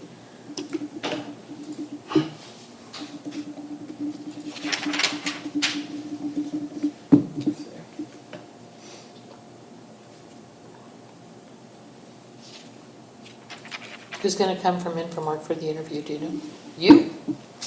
Probably her. Is that not who you want me to say? Oh, I don't care. Somebody No, I just was wondering. No, I don't care who comes. I'm good for the third. You're what? The third. It's good for me, you? Yeah. Mhm. Kelly? Either? David? What is it falling? What day? 3rd, Hanoi's available on the 3rd. They're both Wednesdays. Yeah, it'll be fun. How about you? I have a 5 o'clock at the on the 3rd, but this starts at 6:30, so I should be wrapped up. Otherwise, Within minutes? within minutes. And then the 10th, I'm not able to attend. Okay. I can do that virtually, but not. Okay, then it looks like it is going to be April 3rd. So we're going to need an agenda and a posting for a meeting on April 3rd and contacting, well, Mackenzie knows, but contacting the Yeah. other candidate? Jacob will do it. Okay. You gonna Or I touch will. base with him or you Yeah, want me to? yeah. I'll send him an email. I don't mind. He's honestly probably listening in, so Yeah. he listens to the meetings. Well, maybe not. He's baby girl tonight, so he might not be. Well, she's probably in bed by now. So if I get a text message, we'll know. Okay. I think that's probably the best way to move that forward. Once I get that spreadsheet created, which will hopefully be early next week, I am just going to send it in one direction to all members of the board to look at. Don't respond to each other either, just so that you won't have to summarize that yourself. But I would encourage every one of you to read every page of every proposal, because there's a lot of information in there that you'll find, and I'll mark it on the spreadsheet where in their narrative, they've said this is covered. They didn't do additional items the way Infomark did, but wherever they're the same, I will annotate that. So there was no way for me to get it done before this meeting, so I appreciate the extra 2 weeks. So that's all we have for the RFP. And so just going backwards to make sure that I'm not crazy, yes, at the January 31st meeting, that motion for the letter to Catamount Properties did fail. Oh, it did fail. Oh, it did? I'm looking at the meeting, I Then remember. that's my fault, I apologize. I must have sent an email to Tammy late that night and said, hey, can we draft something like this? So Yeah, so- I apologize. Did you really send a letter? Yeah, I'm looking at a letter that was just a friendly letter Okay. saying, welcome to the neighborhood. I thought it passed. I'll have to, well, You already guessed it. well, there you go. It Well, no happens. harm, no foul. It happens. But that's my fault, I apologize. That, you don't have to apologize, I just need to know that I'm crazy.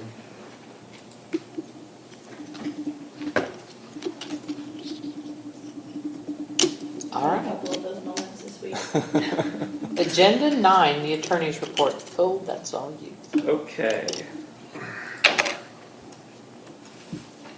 So, no update on the proposed annexation of Anderson Mill Road. Jacob did his survey, put together his spreadsheet of assets that the district has. So I'm gonna get with him, and we're gonna get with the city of Cedar Park to go over those and establish how we want to best address responsibilities of said assets. I think probably what Cedar Park will recommend is some sort of licensing agreement or a maintenance agreement that just identifies all the MUD property within the right of way, and then it states who's responsible for what. I know that they have those agreements already with other entities, so they probably have a draft already that they can provide us to review, which would, I think, be helpful.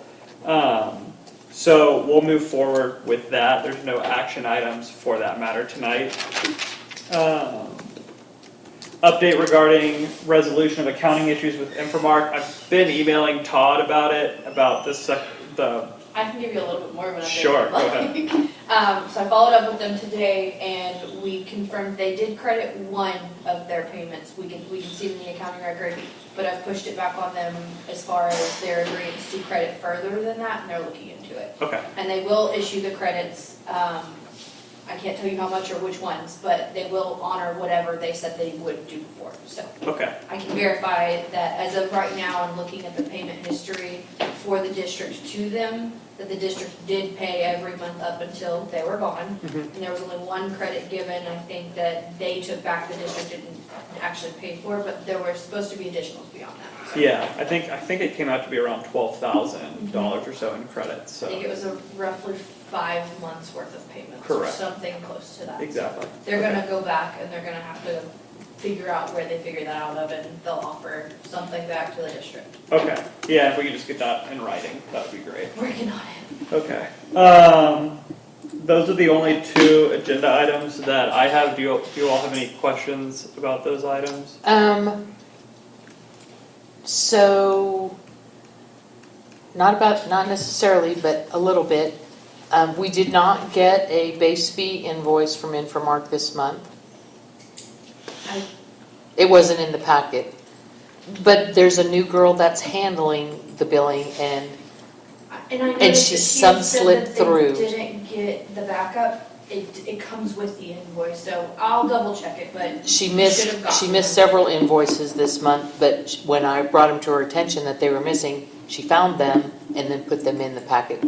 I didn't identify yours because it didn't occur to me until I was done with her for the day, but, so we have now 5 months of Infomark base fee that is not corrected to the new amount that went into effect October 1st. It technically hasn't, I haven't given approval for it yet because I don't have the board's approval. And being that we were going into a We contract. did. You did not approve it. I never presented it. It's not optional. It's an automatic No, upgrade. but It's not the board optional. historically has provided approval for it. Let's not approve it. No, the reason, would you let me finish? Yes. The reason I have not pushed it through is because we were in the process of talks of contract renegotiation. So why am I gonna increase a fee on a district who's not happy with services and wants to renegotiate? So as of right now, we're not moving forward with our CPI until your RFP is handled. And even then, I'm not gonna come back and hit you for more. Okay, well, you said you were gonna back bill us, which is why I've been watching. Initially, I was, because you kept asking me over and over again, but we got further down the line of Okay. contract renegotiation discussion. I'm writing So I that did down. not It's push in, your it's in CPI writing. forward. Infomark is not going to back bill us. It's on video, isn't it? You are. Because it's about $12,000. I know, Now I have to memorize the new number. and you're welcome. Thank you, you're welcome. Well, we just won't let IMS give you a credit, we'll just use that. That was a suggestion. Well, that's what I was gonna suggest. That was a I'll trade you.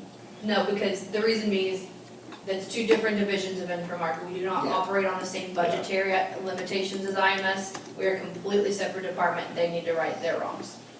Okay, I'm good with that. All right, thank you.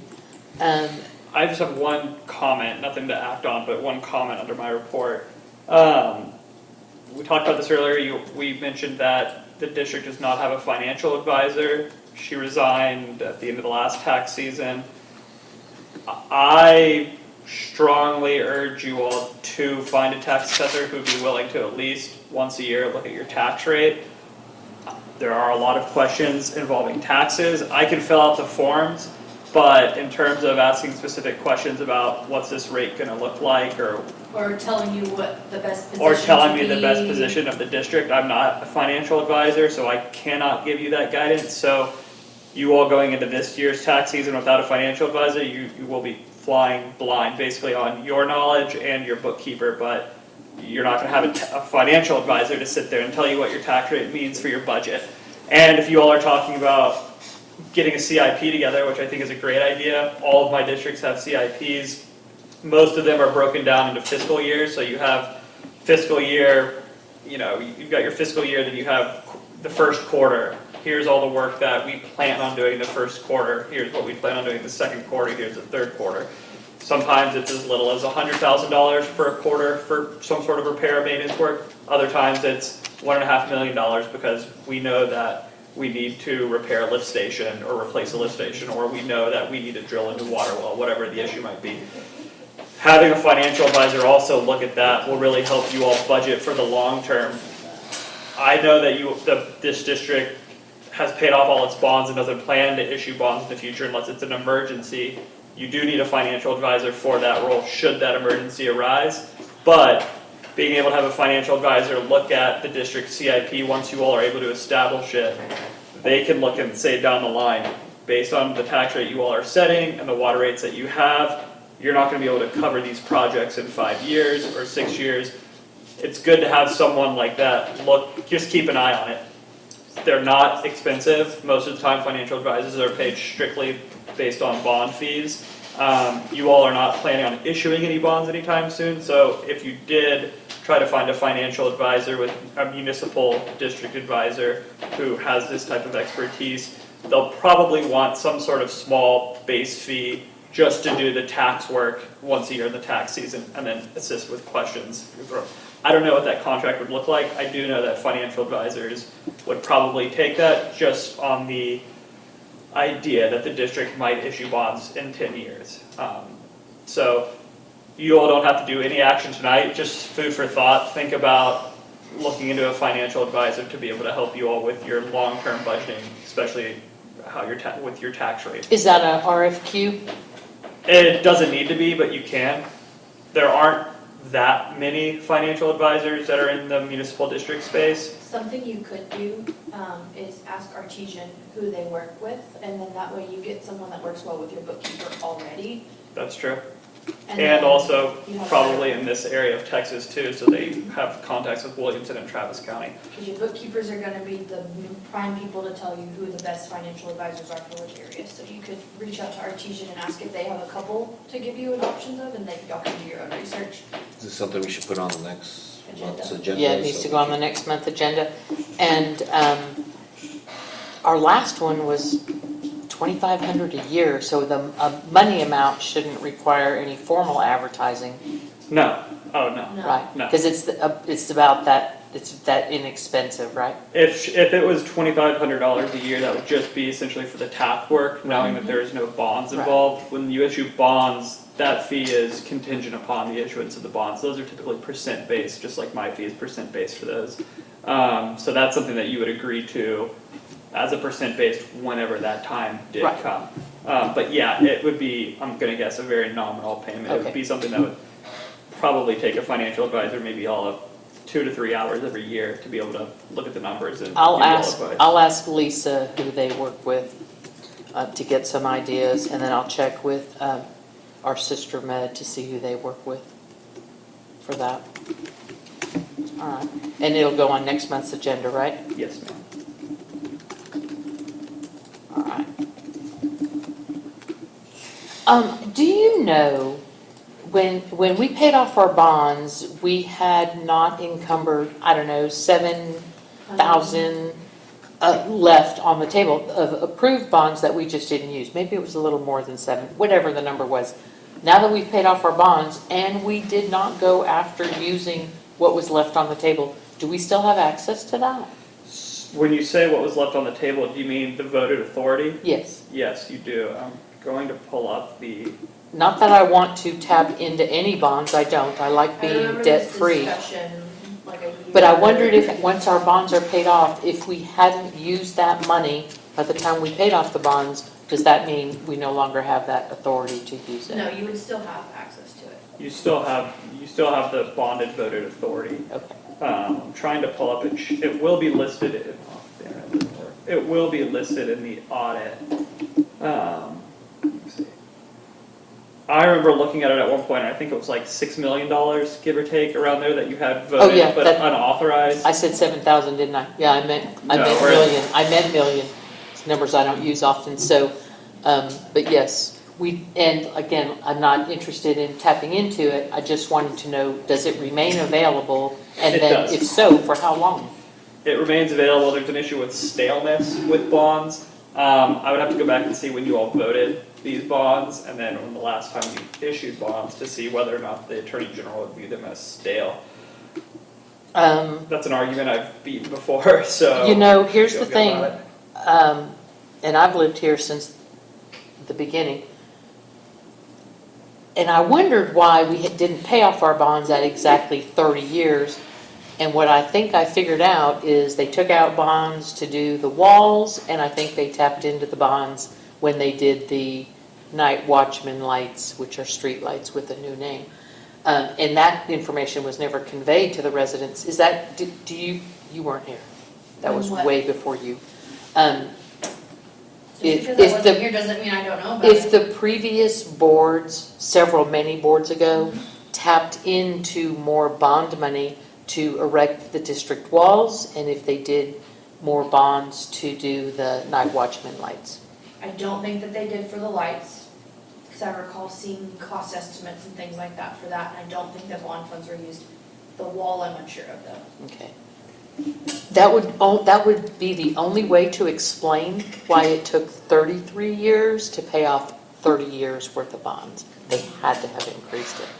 It's just a question, it's done, it's over, it's paid for, It but definitely could have been the walls, because they were also done in phases. They weren't all done at the same time, which would have added more time if they needed to come back and request more bond funding. so anyway, just something to ponder. You all this district last issued debt, you issued refunding bonds in 2011. So you refunded some debt in 2011. You issued bunch of capital appreciation bonds. Yeah, so 2011 was the last time you issued bonds. Revenue bonds in 2005. Let's see. Small. I just don't remember when the walls were put up. I mean, it all runs together after that many years. Early 2000s. Was it?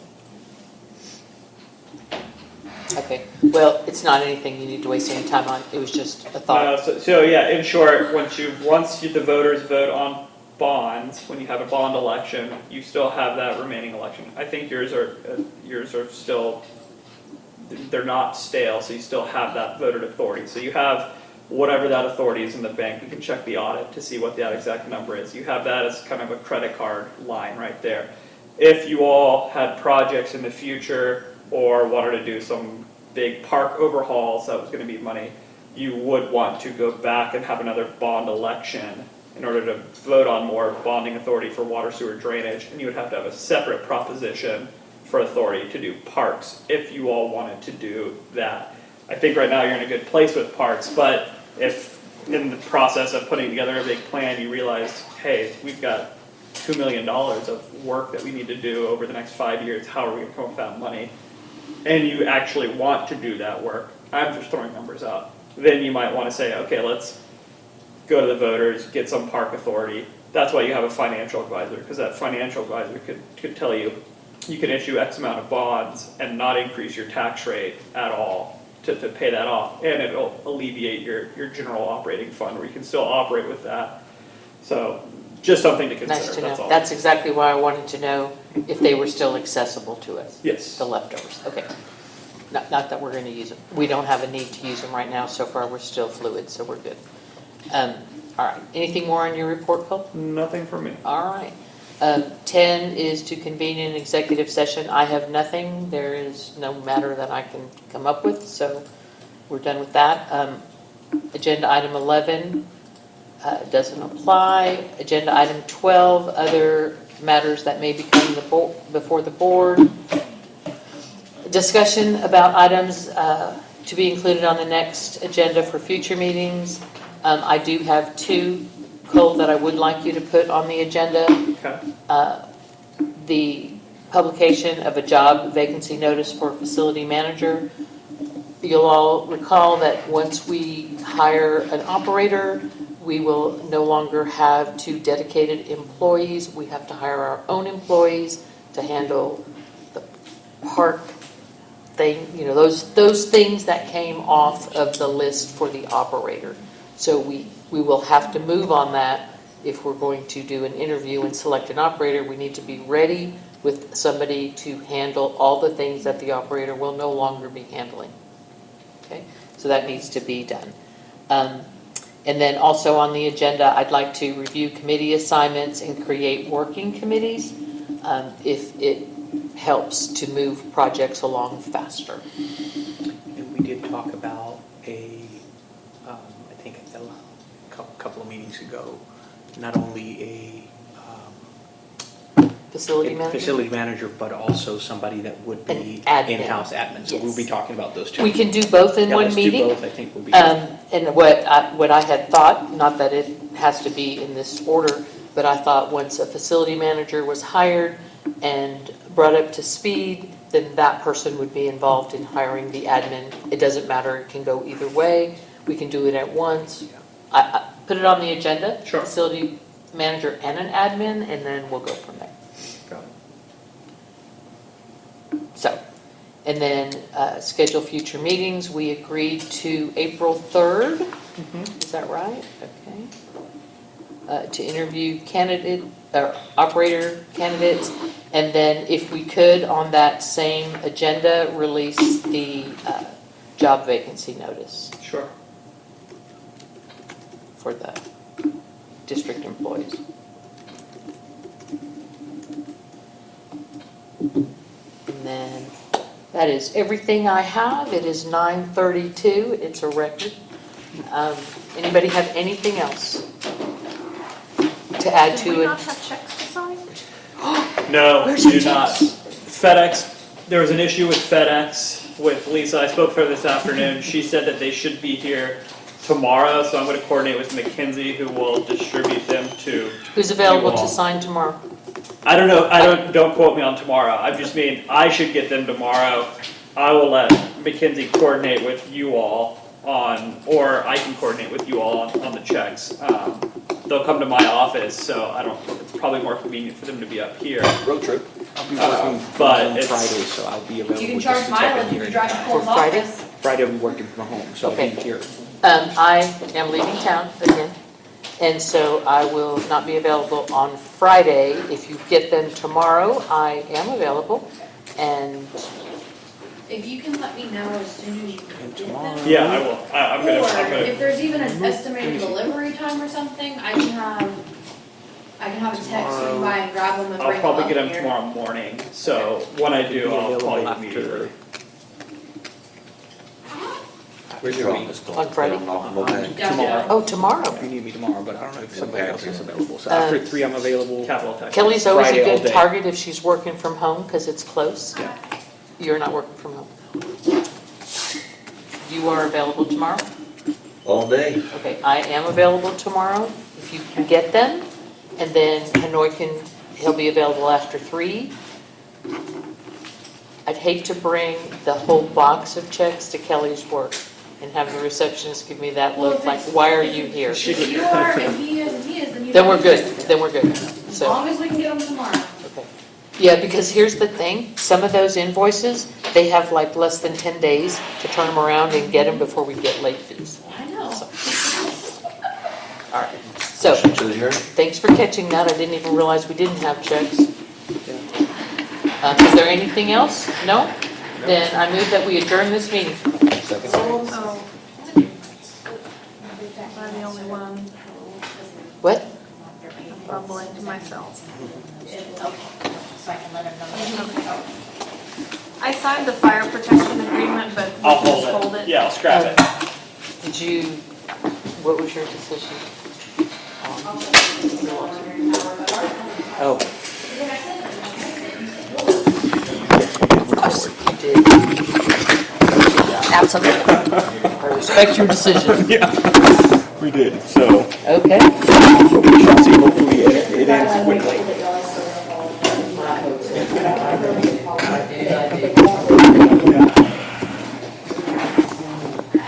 You're brave. Well, I'll get that to him. Sometimes you gotta get the hard thing, right?